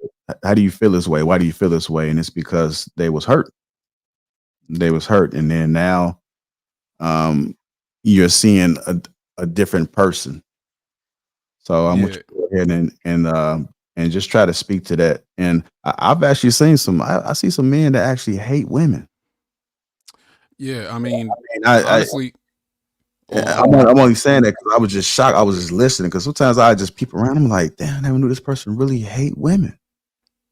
Yeah, you see it on both ends. So first of all, a lot of these female empowerment or feminist podcasts, they're destroying women because they clearly have been hurt. They've been cheated on. They don't have anybody, came out of bad relationships, and now they try to teach these ideals for women that you want a man, but you don't need a man. That's one of the things that I'm hearing a lot of, is that women are trying to come into these relationships with, I want him to know that I'm with him because I want to be with him, but I don't need him. So that's one area. And then it's the same exact thing on the other end with men. You're watching a lot of these guys are watching a lot of these red pill podcasts and are getting completely warped in their mind about what it means to be a man. And most of the leaders that are inside of these movements are men that you look at and they clearly don't get women. They clearly haven't been in long-term relationships, but yet they all spew out the same ridiculous talking points. Oh man, it's about getting fit. It's about showing women that you going through women and they can be on Instagram and you can be on Instagram, but they can't because you're the man, you're the leader. Like, it's just a bunch of these false narratives about what it means to be a man. At its core, that is really what it is for both of them, is false narratives on what a real woman is and then false narratives on what a real man is. And the leaders of these groups are the people that have been hurt the most. Oh, my man Nelson trying to kill Mr. Leco's business all the way out. I see. Oh, yo, I forgot about Mr. Leco. Oh, no, I'm glad damn, you done got him started. I'm glad you reminded me about that, because that's one of the things that I really have a problem with, because you can listen to somebody talk and they clearly have no idea what it means to be a man. Like, you can literally watch this person on a podcast with another man, and the other man is talking about like how he operates in life. And if the other guy co-signs with him, like, yeah, because we're high value men, because I tell women to just close their mouth and sit down. They're lying. You've clearly been hurt. You have not had a long-term successful relationship. If you have failed at relationships and you clearly sound like somebody that people don't respect and don't listen to, you should not be on podcasts teaching men. Actually, you shouldn't be teaching women how to keep men, let alone trying to give advice to men. It's the blind leading the blind. Nelson, thank you for reminding me about that. Nelson, why are you describing my exchanges with people? Oh, listen, that was killing me. I forgot all about Mr. Leco. The brother's not here. I ain't even talking about that. But if you ever heard, listen, well, he's welcome to come up anytime he wants to. I'll tell him to his face. If you ever heard me talk to anybody, he describing my exchanges with a lot of people. Yo, I don't like people. I really don't like people doing that, because I'm looking at young people. I'm looking at young men look like truly searching for like what real men are supposed to be like. So when I see a bunch of nonsense, like, I'm going to call it out, whether they're in front of me or whether they're not in front of me, because at the end of the day, people are still getting misled. Yeah. Just, we want to make sure here on the panel, just out of respect, we just want to make sure if we address somebody directly, they're able to defend themselves directly. And I don't know if he's been invited or alerted of the panel. So that's all. So that's for anybody in particular in any spaces, because I do agree with you. And I think there's a lot of performing arts actors and thespians. There's a lot of thespians in the space. Okay. With Keita Rose. Hey, Marcus, wasn't she there when we went to see them? Wasn't she on stage with them? Yeah, she's dope. Yeah, she was. I think Marcus, yes, she was. I think I don't have much to add on to what the sister was saying. I mean, obviously there's some things that she said that I didn't completely agree with, but I think women should check women, and I always applaud women checking women, and I step back and let women check women. However, when it comes to brothers, I think James hit it like out the park, man. Like, people, with our observable eye, right? Sweeney, I agree with you. I'm the average man, right? I get up, I ain't got to be to work tomorrow. I actually got the day off. But Thursday, I'm back up in that bit, right? Clock in, clock out, right? So without observable eye, without looking at data, none of that shit, right? We can see communities eradicated, families decimated, and then we come to spaces where people are encouraging you, fuck these hoes, we don't need women, women need us, black women are bad, bonnet gang, da da da da da. Like, you don't know no good black women, not one, not even the one that had you. Like, you don't know no decent sisters. You ain't never been in a decent relationship. Everybody that took you up through there, everybody that ran you up through there. Like, damn, brother. Damn. Right? So I think to James' point, man, if you're looking for something, and the truth of the matter is, James, a lot of these young bloods are checking out. A lot of them. When I talk to my sons, they're good. You understand what I'm saying? Like, my sons are good, but when I talk to them about their friends, what's going on with their generation, because I'm always trying to understand. And a lot of these young bloods are checking out. A lot of it's because they don't see the benefit of building family because they don't see community, right?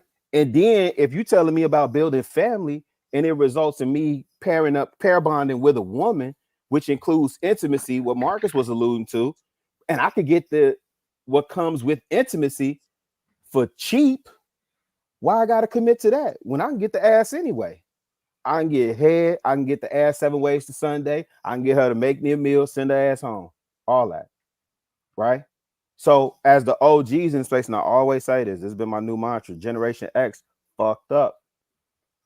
We dropped the ball on a lot of shit, and all this is happening on our watch. And so it's imperative that the good brothers that are in good relationships, dealing with good women, niggas got to start speaking up and speaking out, man. You know what I'm saying? You got niggas that are married in the game, still playing around married out of the game, still playing around like they in the game. Right? Nigga, you married. The fuck you talking about? I could pull this one and pull that one. I could do this. You out the game, bro. Damn. Right. You out the game. Move around with that goofy talk, man, because somebody just sent that super chat saying how we send these confusing messages to youngest. And trust and believe, they looking at everything y'all say and do. I told my uncle plenty of times, man, yeah, I remember when y'all used to woo, woo, bop, bop, bop. I'm talking about my clearest memory goes back to being to 5 years old. I'll be 50 in August, right? My clearest memory of me being a youngster goes back to 5 years old. I'm spitting shit back to him. He's like, damn, you remember that? Yeah. And you think they ain't looking at us and seeing the shit we say that's immortalized on these YouTube streets and throwing that shit right back up in your face? Hey, don't we be hearing that shit? This why we don't fuck with y'all old heads. This is why we don't listen to y'all old niggas. 1 minute we telling them get married, and then we say, no, marriage is a bad deal. The fuck? Make that make sense. You know you gonna get married through the cleaners because she stand to take 50% of your shit. And stop telling men they ain't got nothing to take. Nigga, you ain't got nothing to take. Sorry, man. You know what it is, though? It's because we're and it's the same thing we accuse women of, right? We talk about how women always want it all. They want one side of this and they want the other. Well, the problem is we do that shit too. We talk about how women have changed. Times have changed. Everything is fucking changed, but we still trying to hold on to old shit too.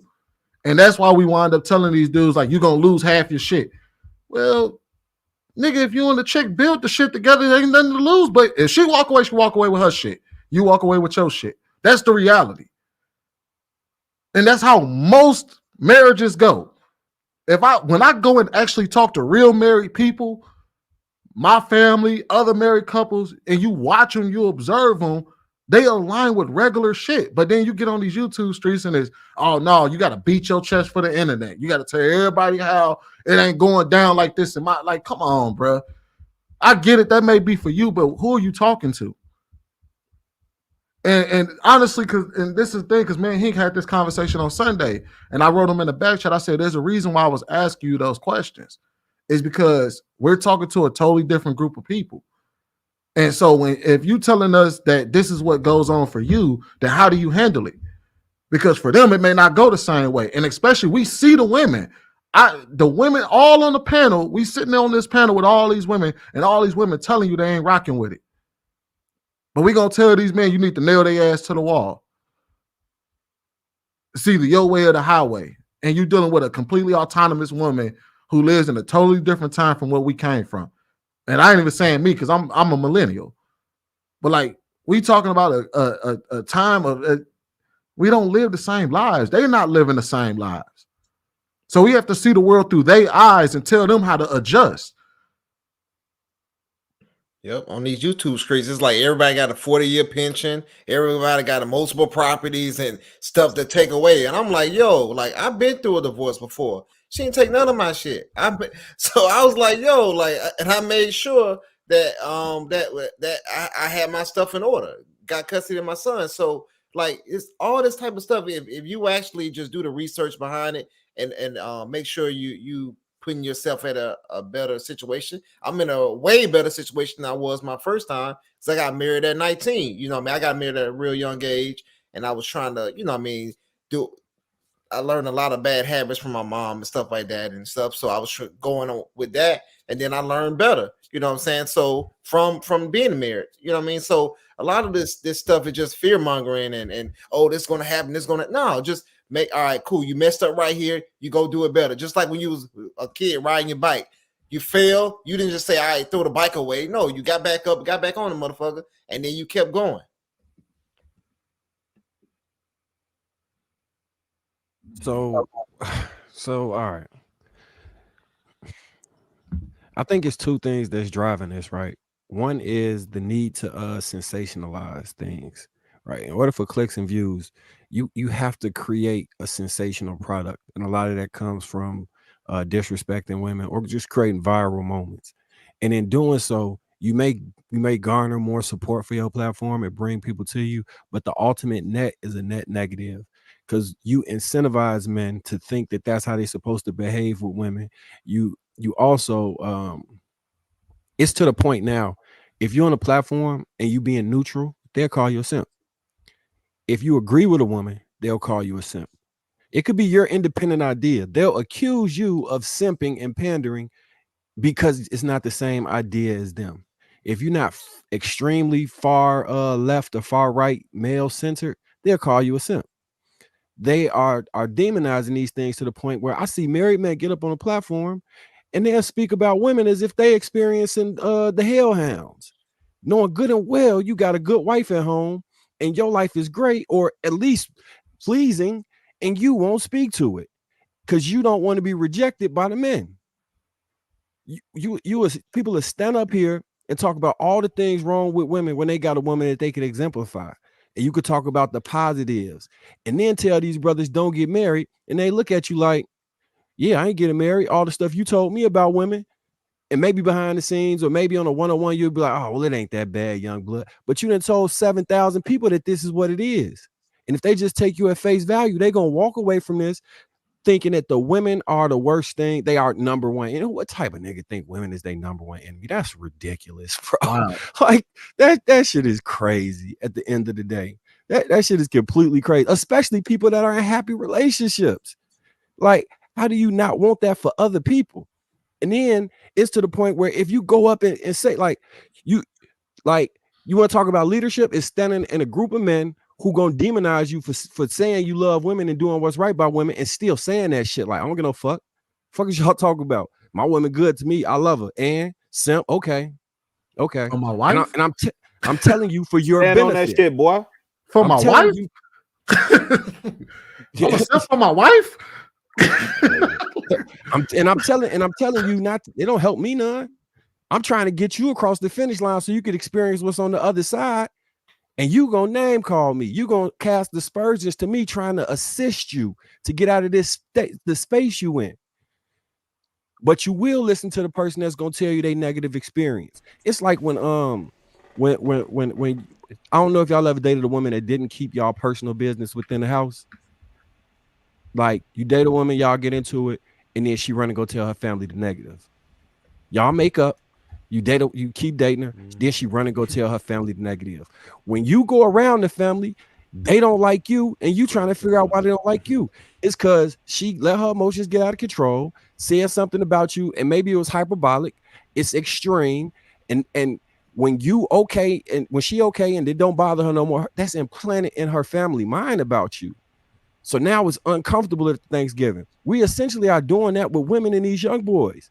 I heard a young boy who clearly ain't moved out the house yet, talking about these women broke the family up and all this other. But you haven't even had no experience in this yet, and you already coming out dissatisfied with women and all those things. And that's not to say that women don't do things wrong. They absolutely do. But come on now, we can't be shoveling this to them, because at the end of the day, if you don't like the outcomes you got with women, right, it's a good chance that if all the women you dealt with, maybe it wasn't them. Maybe there's something that you didn't understand that you haven't been able to get over the hump with. And instead of figuring that out, you're going to project that onto these young men who will in turn have those same responses. We have to do better as men, bro. We have to do better as men. 1,000, bro. Yeah. Somebody made a comment that I just missed it. He said the red pill taught me about female nature when my OGs didn't. Like, just the sometimes when you say stuff out loud, you don't hear how ridiculous it is. Like, how can you make a comment on what to have a subjective knowledge of what female nature is? These red pill platforms are teaching men about a certain type of women, mainly like the types of women that they dealt with that were manipulative or ratchet in the past and have done and like are typically like that. But that's not female nature. Like, you just need to learn how to correctly choose a virtuous woman. Like that's the problem, is that these platforms are able to like just distort people's minds into believing that all people are this one way. And that's, that's really the problem that I have with them. I think, and it's not to say that these women don't exist that do this. We should be teaching them how to identify the signs of women that do things like that to avoid those women. I think that's what he was referring to, though. All women. I think that's what he was referring to, the guy that commented, because I can't sit here and say that all red pill content was bad, because a lot of dudes did learn a lot of different things, like, because they had questions about why women did certain things around them, and a lot of red pill content did help and explain that away. Now, is there some content out there that kind of fucks it up? Yeah, but I think that a lot of it started good in nature. They try, you know what I mean? It started off as what we look at the red pill as is it's supposed to be the truth. Hey, you came to me, you had blinders on it. Therefore, here's what's really happening around you. So I think it all started in a good place. And of course, we got our good and bad in every space. Because I've heard female nature on these panels used a lot. And I'm just talking about amongst the 9 people on this panel, I've heard it several times. Now, Nelson, you wasn't on a lot of panels. You wasn't on any, but I could tell across the other 8 of us, I done heard it several times. So it just depends on, like, you know what I mean? It depends on what is being said. But there is a lot of content that have taught men that, hey, these are the signs that you recognize in a woman to find out what she's about. And I think I've heard that on red pill content. They're factions now, right? So just like you had Bloods, you had Crips, you got Democrats or Republicans. Right now, you can't even talk at the dinner table if I'm a Democrat, you a Republican.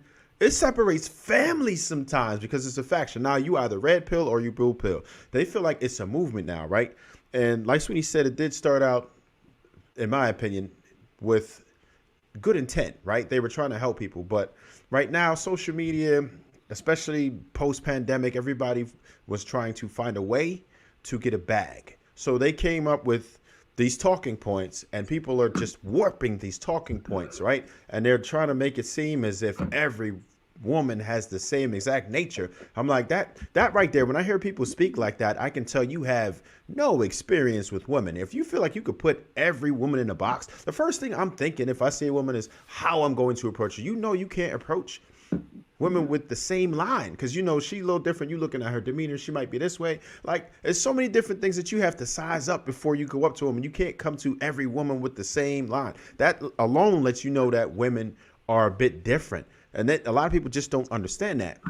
One thing that I've learned to do in life, right? I wouldn't take financial advice from people who aren't doing well financially, right? I think we have to take the time to say, look, is this person in a position that I want to be in? Are they successful at what it is that I want to do? And what is it that you want to do? Are they doing what you want to do? If this guy's single, right, and he's just beating up on all the females, and you want to get married, you can't follow that guy. You can't. Because he can't give you the way. He can tell you how to go ahead and manipulate all these women, but he's not married. So you're trying to obtain women and retaining women. That's two different things. It's not going to help you. You just learn how to womanize versus actually being a good husband and starting a family. And that's, James, I know you mentioned that, family. And a lot of people don't see the importance of family anymore. We don't care about it. It's not important to us. All we care about is our own selfish needs. And we've came up with this idea that's so dark right now. It's became so dark. We are so pessimistic when we look at the opposite sex. It's disheartening because it's not really like that. Even if you think it's really like that, just think about your mom. Just think about your sister. Just think about some of your cousins. Just think about some of your close friends. You can't tell me that everybody is like that. You can't tell me that you don't know some good females out here who are doing the right thing. There are some females who just want to love. There are a lot of them that don't know how to, but it doesn't mean that they're not willing to learn. It doesn't mean that you can't work with them. But a lot of these people are so one-track minded, men and women alike. Just be very careful as to who you watch. Make sure that they are saying things that really make sense, not just talking point. And hopefully they have some experience. And on the other side, they'll call women like my wife a pick me when she already married. That's be the most confusing shit to me. I'm like, how is she a pick me and she already got somebody? Like, who's she trying to impress? She's saying positive things about men because she's with a positive man. So of course she's gonna think positive about men because she's with one. You know what I mean? Just like I'm gonna think positive about women because I'm with one. You know what I'm saying? So she can see the negative too as well. But we want to push more positivity, because if we only talk about the negative, what's gonna get accomplished? You know what I mean? If we only worried about anything that can happen in a relationship or anything that happened in life, we wouldn't even much drive our cars, because how many people die from car wrecks and stuff like that? So we gotta make sure we balancing this stuff out. So when we give the younger generation this information, they'll be willing, they'll be more hopeful to get married. But a lot of these parents, they're not even much talking about marriage. Appreciate Chicago Relevant. He said his kid's good, but you know what I mean, a lot of other brothers on this panel, I know they probably talk about it too as well. But we have to push this to the younger generation so they can be able to digest it. If we never gave them steak, they're not going to know how to eat it. Yeah, you're absolutely right. So I'm gonna go ahead and go real quick. I'm a big cause and effect kind of guy. You know, I think a lot of us on the panel are as well. That's how I kind of look at the world. You know, if you're sitting over here eating, McDonald's or fast food and that kind of stuff on a regular basis, and you play video games a lot, and you kind of just take a lot of naps and just chill out a lot, one can say that that's not the most healthiest situation. You know, you're probably going to gain some weight, you're probably going to lose some muscle mass, that type of stuff. If you're meal prepping every week, if you're hitting the gym multiple times a week, you find other healthy habits to do, other, cardiovascular type of exercises and whatnot. One could say that you're probably living a pretty healthy life, that, you're taking care of yourself. You're probably going to lose some weight, probably going to gain some muscle mass, probably be, in a good, cardiovascular kind of place. It's the same thing with our minds, gentlemen, with the ladies and with the men. If you're sitting over here watching crap all day, You're sitting up here watching things that go against what your wishes and what your desires are and what you're looking for in life. And all you're hearing is things that are polluting your mind and telling you how one gender is messed up and your gender is perfect and everything you're doing is right and your feelings are validated and everything that you ever thought is the way it should be. And everyone needs to understand how you feel and this and that. It's you're not going to win. You're not going to go, you're not going to accomplish the goal you're trying to accomplish. You can't sit up here and take, you can't sit in these classes and study for these tests and expect to get this degree if you don't even go to class. So everything is a cause and effect in life. You can't sit up here and be worried about what these men are doing out here in these streets. There's different toxicity that's going on in dating apps and whatnot. If you're looking for a husband, you don't need to worry about that. You don't need to worry about what's going on in the red pill community and that kind of stuff. If you're on the other end having sister circle all the time and you're not holding yourself accountable for some of the crazy decisions that you're making and things that you're doing, hating men all the time, how are you gonna find a husband and the leader of your household and someone that could potentially be a father to your children if you think all men are shit and all men are misogynist and all men are horrible and toxic masculinity and all these things? Like you're literally feeding your brain and your heart an unhealthy diet. You're not aligning with the things that you want. And what you're also doing is that you're surrounding yourself with people that are all in the same think tank, that think the exact same thing you think, because all y'all agree on the same content, which means ain't none of y'all gonna get a man. There's a reason why all y'all are single and all y'all are talking about the same shit 24/7, 365. You're not gonna find a man because you're liking and hearting and double tapping and basically absorbing all of this information, all this negativity that you're getting from these apps, that you're getting from these other YouTube channels, that you're getting from these other social media content creators. And can we please talk about the fact that there's a lot of people that are on these channels that have not lived the life that they talk about on a regular basis? That you got married men talking about these hoes, you got single men talking about how married women are trifling, and they don't live these lives. They do not live. This is not your life. This is not your dating experience. You're going off of what you done heard other guys done went through. You got women sit there talking about all my life I had to fight, and you ain't had a man. You watching The Color Purple. You ain't never been hurt. You didn't go through any of that trauma. And what they're doing is that a lot of them are trauma bonding over each other's stories or someone else's stories, some story that you heard on Instagram or on YouTube. You don't even know that chick. You don't know her. She's not in your friend group. She's not in your family. She's on the other side of the world. And they're just finding other ways to bond over trauma and hurt. At the end of the day, misery loves company. So people that are out here hurting, people that are by themselves, people that hate men, people that hate women, women take all your things. Women want to divorce you and take all your money, and they just want alimony all the time. Get paid until you die and until they get remarried, which they probably won't on purpose, and all the negative things that happen. Those people aren't out here really living. You know where they're living? They're living in front of a screen.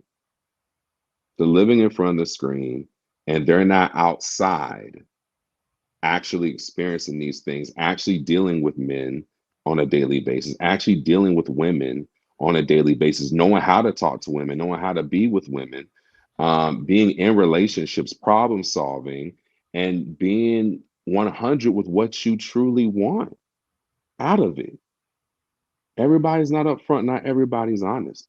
But what she was saying at the end of the day, I agree 100%. We have to stop watching crap content and expect to have a fit relationship.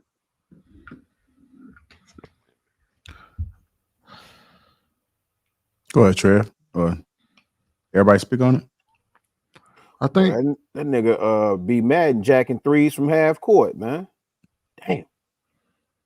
I think we're being Chicago. I think we're being dishonest if we discount that these people are going through very real things, right? Men and women alike. Because I ain't gonna lie to you, I was one of those ones that used to consume a lot of male-centered content and whatnot, right?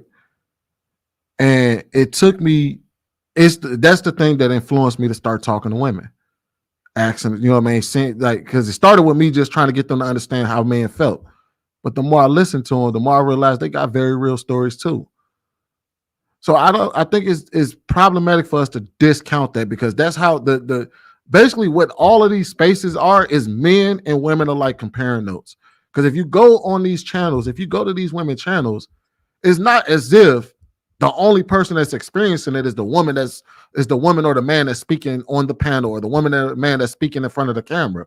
You go through the comments and people are telling you over and over again, this is my experience. You go over to Reddit, you see countless of men telling their stories. So I think it's wrong for us to discount that, because those stories, these spaces are popping up for a reason. Now, I think where a lot of people are having trouble with is finding out how to handle it, how to go about it, how to deal with the opposite sex, how to deal with marriage laws, how to deal with divorce, how to deal with these type of things. And I think that's where we're starting to muddy the water at, because everybody wants to give their experience, but nobody wants to help out. You know what I mean? So I think there's a way for us to be able to acknowledge that these people are hurting, and it comes from real pain. There's a lot of people that get their pain from other people, because I've seen people tell stories that don't even apply to them. However, we can't discount the fact that those people are out there, men and women are dealing with real pain from real people, and how to actually navigate that, and how to protect their hearts, and how to protect their peace. Because there's actual real solutions to these problems that people are experiencing. Yeah. And Sweeney, I agree with you. There are people out here that are dealing with real pain and have real issues and have real trauma in real life. Like, if that's your real situation, live your truth. 1,000% live your truth. But also, we have to be on the problem solving tip too. We have to figure out how to get past that, how to work through it, or how to heal so that you can find what you're looking for. It's where you can be happy in this life, and you can find somebody that helps make you happy, or makes your life, worth living and sharing with. But if that's your situation, tell it. But if that's not your life, don't come back here and regurgitate it. Don't come out here and pretend like that's your shared experience, because if it's not. So I just want to make that straight, Sweeney. Like, I understand there's real people with real issues, but it's not the case for the majority. Right. And I think I was gonna say it is. So if you going through pain and traumatic experience, we want to be empathetic to that and get you solutions, like you're saying. But like B-Man said, it's not the majority. And the worst part is the way the conversation is structured right now. It makes men who aren't confident enough to stand on their own and stand against the crowd have to go along, get along. And it's only so long before that ideology actually becomes your ideology. It's like the banality of evil, right? You just doing what you're supposed to do based off of the group or the crowd you're with, and you'll eventually have the same results. Because if you think everything is a nail, if you think, everything is a nail, then the solution for everything is a hammer. If we just believe that all of these women are bad, what's the end result for men? Like, at the end of the day, because there's a young woman that's preaching the polar opposite of this, and her result is that women just need to be with each other. And I think that's the reason why I always ask questions. That's part of the reason why, is because the only way I can get, and this is what I do on a lot of panels, the only way I can get people to understand is if I make it simple for you to understand. If I apply it to you, if I can draw that same hurt out of you, and I can relay it back to you and say, now, how do you think this person feels if that happens to them? So I think what's happening is that we do have two separate groups talking about one another, right? But neither one of them are hearing each other, because he's over here talking about his shit and she's over there talking about her shit, but neither one of them are talking to each other.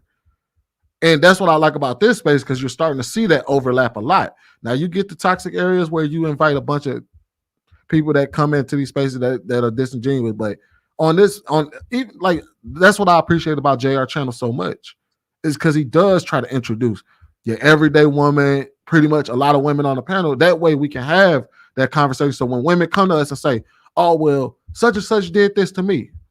Okay, well, don't you think on the balance of probability that it probably happened to him too? If we gonna say, I've asked that question a lot. You tell me all men ain't shit. Don't you think on the balance of probability all women ain't shit either? You can't say that you're perfect and then the other group is bad.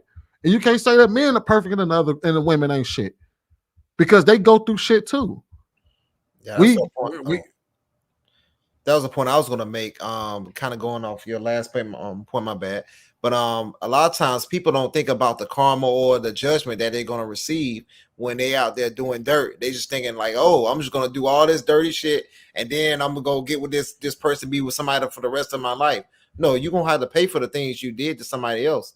But a lot of people, they just thinking like, hey, I'm just gonna do this, and then everything gonna be okay. I'm gonna go steal this man's wife and then marry her, and then God's gonna bless me to have a great marriage and shit. No, it don't work like that. You're gonna have to pay back your illness and stuff like that, or what you did. So a lot of people got to think about that before they do stuff.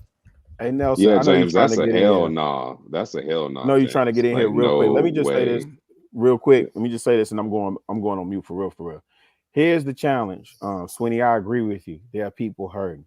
But you know what the problem is? And I've been in this space going on 4 years. JR been here longer. Some of y'all in the audience may have been here longer. We still talking.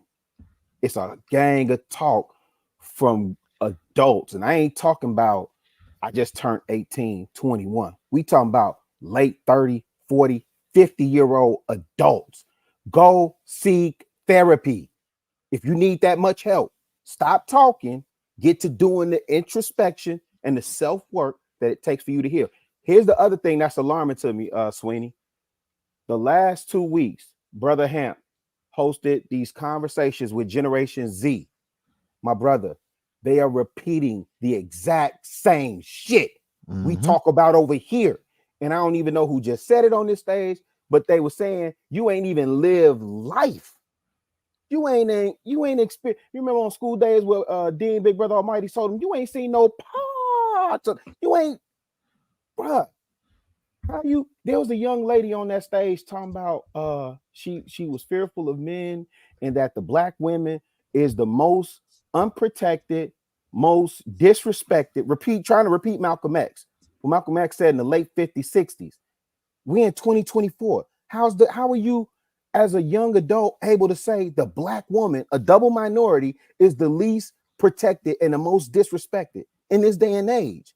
You repeating and regurgitating talking points that you see on YouTube and that your mama and your auntie done fed you. And the young bloods was doing the same thing. Then when he put them together to have the conversation, fam, you would have thought it was Thursday night 2 years ago. The way that clash, the way that Royal Rumble happened. So again, we gotta, I think Marcus was saying it, and I agree with 1,000%. We gotta do better, because again, family gone, community eviscerated, and it's not looking any better. It's not getting any better, fam. So these grown adults better unpack all your baggage, go get some therapy, stop all this doggone talking, and get the work done. You know what, really, most people, and that's kind of the problem I'm finding, even in my practice, is most people don't want the solutions because it feels better to complain. It feels better to talk about the problem. It feels better to place blame in other places.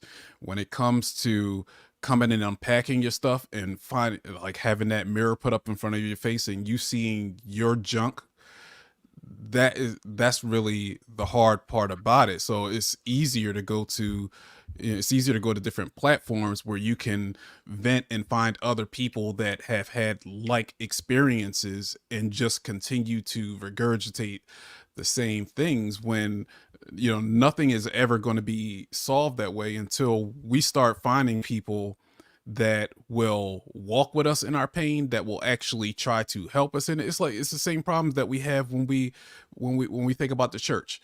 When we think about we go to the church and we say we got some type of problem. There's always that solution. Oh, let's just go pray about it.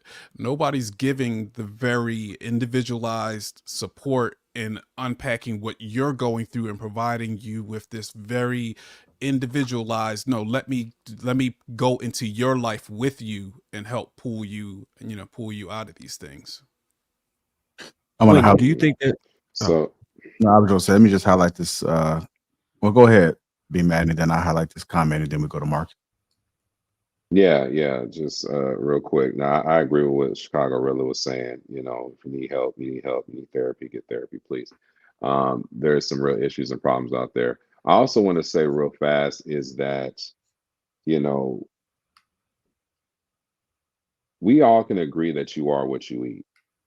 You know what I'm saying? You are what you take in. And, you know, you can create your own reality. You know, we have that ability as spiritual beings. You create your own reality. And if you like certain type of content and you double tap and you like and you subscribe and different things like that over and over again, there's certain algorithms that continuously play the same type of content or similar content over and over and over again. And those are the things that are shaping people's reality, that are shaping the culture around us and around you as well too. And whatever you subscribe to on a regular basis becomes your world and your life. And when next thing you know, every time you're on social media, you keep hearing the same talking points and the same issues and the same things and the same problems and the same bullshit answers. You know, we are literally creating this gender war and this back and forth, and it's not always real in real life until people get in groups and start regurgitating the same talking points. Because that's when you know, oh my gosh, you follow so and so, or oh my gosh, you watch this content, you watch this show, or you watch that deal, or you watch this skit all the time. Oh, this is a big feminist channel, so like you listen to this all the time. You now it's becoming reality in the culture outside in real life, because that's all people are doing, especially since the pandemic, is that we were locked in the house and all people were doing were watching their screens. Everybody was watching certain movies, they were watching certain YouTube content and certain Instagram content and certain TikTok content. And if all that stuff starts syncing up, next thing you know, everywhere you look, you're seeing the same type of content. So maybe, just maybe, the world may not be as fucked up as we think it is. Maybe it's just the algorithm that's coming to your phone or coming to your screen. And everybody's not talking about the same thing. Maybe you're just hearing it over and over and over again based on your likes. So let's just be mindful of that too. And the more that we watch it, the more it does become our observable reality every day. Was you gonna go, JR, or can I get this out real quick? Go ahead. It's a science experiment where they bring 10 people in a room and have them stand up and sit down. And as those 10 people are in there, they slowly, one by one, remove one person without explaining to them that this is an experiment. We want you to stand up and sit down. As they replace them, the new people come in and they observe the other people standing up and sitting down. They feel like something is wrong with me, so they begin to stand up and sit down. Oh yeah, I seen By that. by the end of that experiment, they replaced all the original people, and everyone is standing up and sitting down to the buzzer as the people who was told to do it. They don't know the reason; they're just doing it. I think we've created a situation like that. Because what do you think, honestly, Sweeney?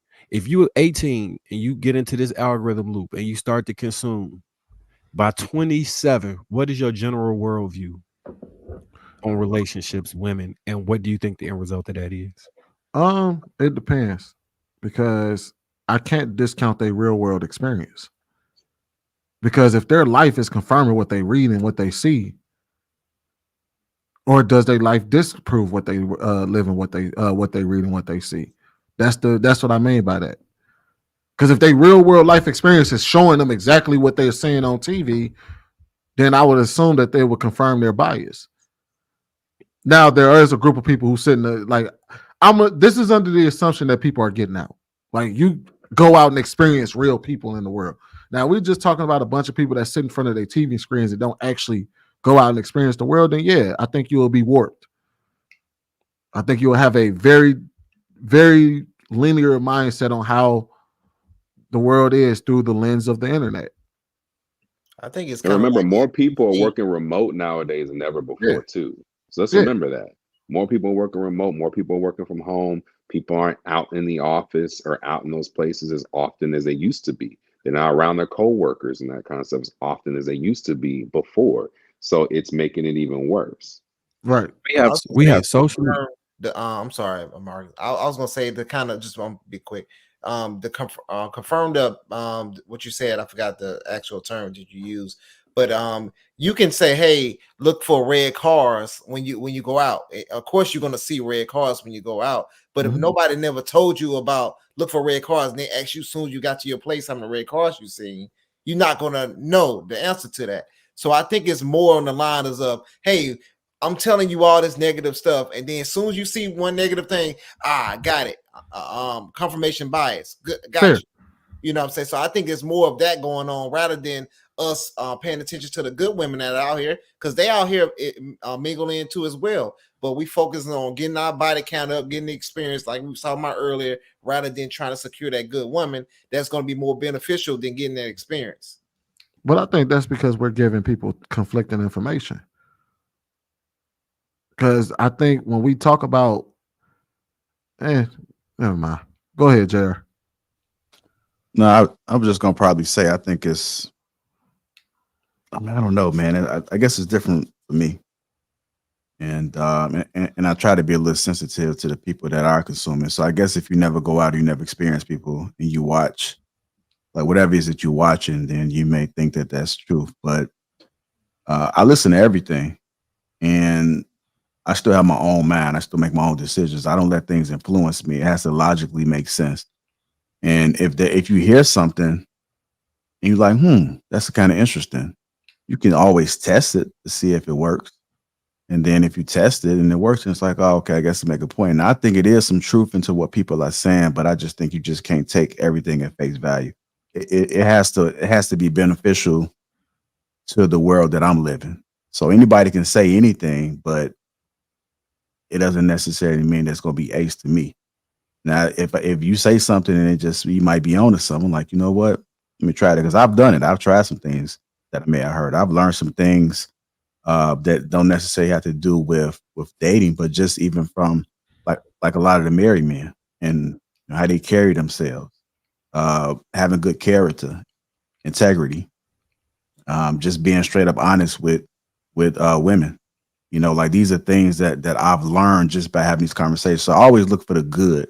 I don't never listen to like the negative, because if it, like, I know right from wrong, and I know when some shit is some bullshit. And if it sounds like some bullshit to me, then I'm just going to just like, you know. But then if you want to be, it all depends on your mindset too. The mindset is important, because if you do want to be on that type of time, then you can take some of that advice and you can apply it to that time. But it's just information. I'm fascinated with getting a lot of information. I like to collect everything and then make the decision instead of just operating off of impulse. If I don't have to. And I always say that there are some times that you have to be impulsive. If a car comes swerving over, you gotta move. If you see somebody coming towards you with a gun, you gotta be able to know what to do in those situations. But I like to slow everything down to a tempo that's comfortable for me. And I don't have nobody to force me to do anything. I was always the person to kind of go left. It don't matter the situation. I've been in situations where majority of people was doing this, and I'm like, I don't want to do that. I'm gonna go ahead and do this. And I have my own reasons. I may have to explain it to anybody, but I just operate on my own time. JR, for that, I feel like that's something that you have to make a conscious effort to do. It's definitely exactly what we should be doing. But if you're not thinking about it, it's so easy to fall into these echo chambers, right?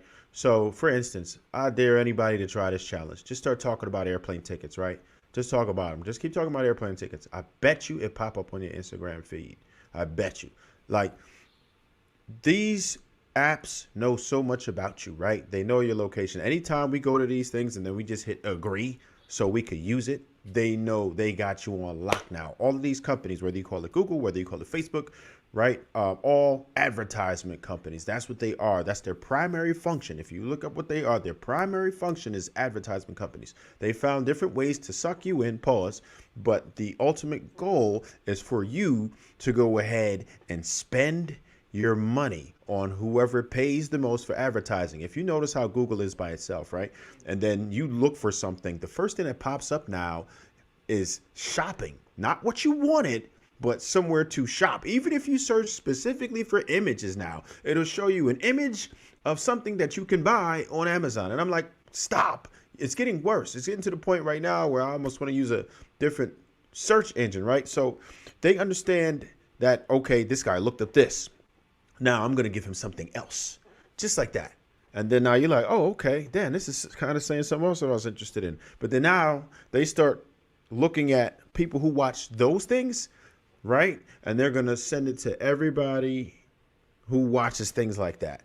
So you're going to keep getting that confirmation bias like we were talking about. You can't get out of it because everybody's saying the same thing, but they know what videos are the same. Once YouTube gets you in a successful bucket, that's what they do. They get content creators and they'll put all of the people together, and then they'll have all the people who watch them because your people watch this. Oh, he probably gonna like this. So you'll never even know the other side of it. A lot of people don't understand that their Twitter feed looks way different than mine.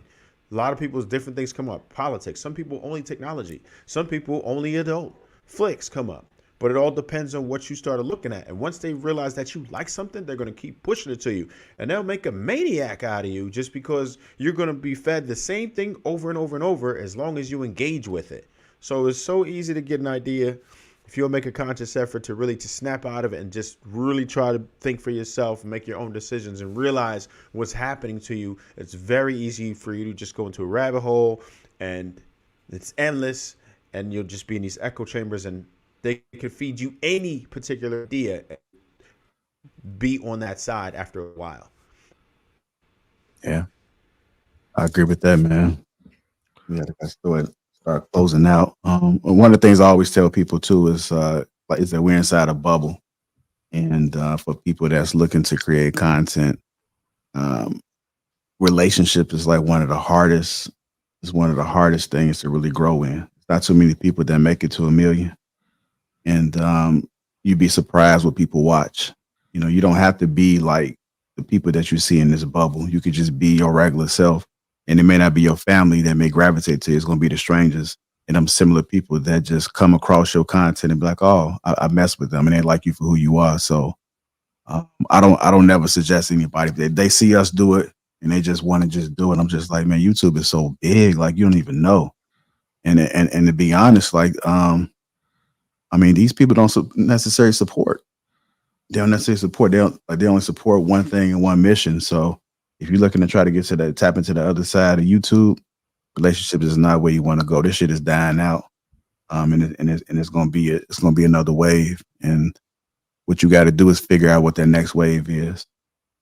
I think when I tapped into relationships, I kind of knew where it was going, and so I'm already thinking ahead and working on some things. But there's only so much you can really do here, man. And if you think I'm lying, just look at the channels you follow. Put that question up on the screen, JR. Let me go ahead. Where is that? Here you go. All right, so I really wanted to answer this question because I think we get a lot of shit wrong. So this guy asked, so why are women not advocating to change the family court laws? And I responded to him. I told him because it's not their job to. I don't expect women to change things that benefit them. I don't expect, if it benefits them, why would they go out their way to change it? However, we're half the population. If we don't like it, weaponize your vote. Weaponize, mobilize against it. It's working in Tennessee. What is it, Tennessee? So It's our job. If we don't like what's going on out there, as far as the family court, it's our job to change it. Stop looking to them to change something that benefits them. So, Spotless Mind, I hope you're still watching, but that's what I mean by it's not their job. It's ours. You want to change it? Mobilize. Get it changed, just like they did in Tennessee as far as mandatory DNA testing. Or Florida. Men mobilized and got that changed. Women didn't do that. No longer permanent alimony in Florida. That's another one. Texas is super progressive towards male advocacy too. So that's what we need to do. If we want to change it, let's get together and change some shit. But I mean, sitting here complaining about it ain't gonna get shit done. Facts. And waiting on the women to change their mind on it ain't gonna get shit done either. Big facts. Because they're not gonna do it. They're just not. And I don't expect them to. Like, honestly, the men kind of are cohesive as far as the topics that come up, right? You hear one topic on one channel, you probably gonna hear the next 9 to 10 channels play it. Just an idea for the people who are actually really upset about family court laws and marriage laws. Why not create a petition and get it pushed throughout each one of them so you can get 10,000 to follow us signatures on there, and then use maybe a portion of your super chats to create a pack so you can lobby for the thing you want. There are solutions that can be obtained.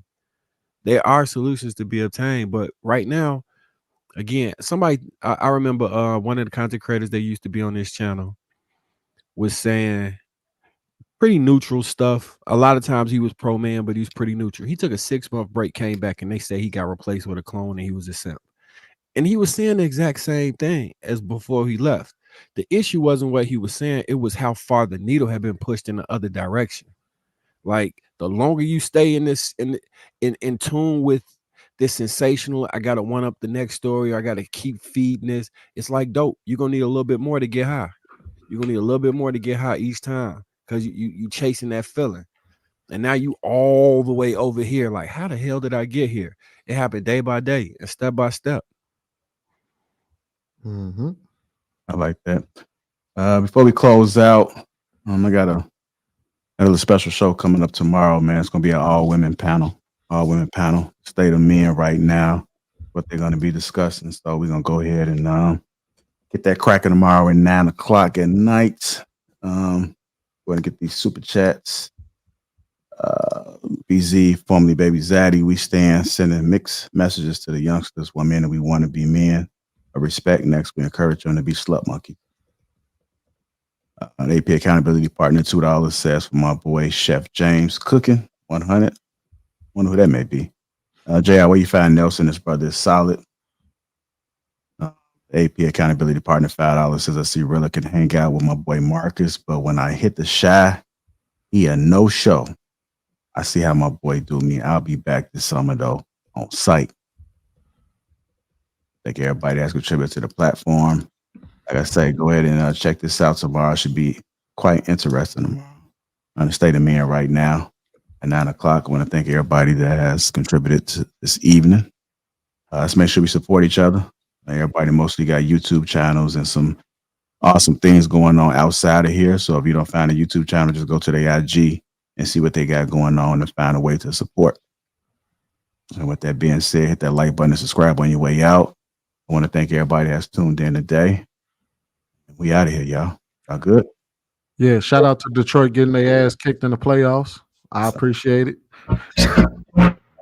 Great show, guys. Great show, man. Try to change Peace to the gods. Peace to the gods. Excellent. Yeah, peace to the gods. Try to change your thought pattern and figure out ways where you can interpret something in a positive way, and just do that for a week and see how that starts to help.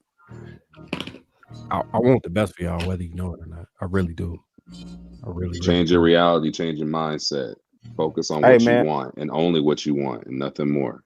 JR, hold on before you bring that in. Y'all still giving up all this free game and they ain't sending no super chats, no cash apps. They ain't hit the like button yet, man. Y'all playing. If y'all want this man to keep doing this King Talk, man, support black media, man. Let's go, fam. What y'all doing around this camp? Thank you, JR. Appreciate you. No problem. Appreciate y'all.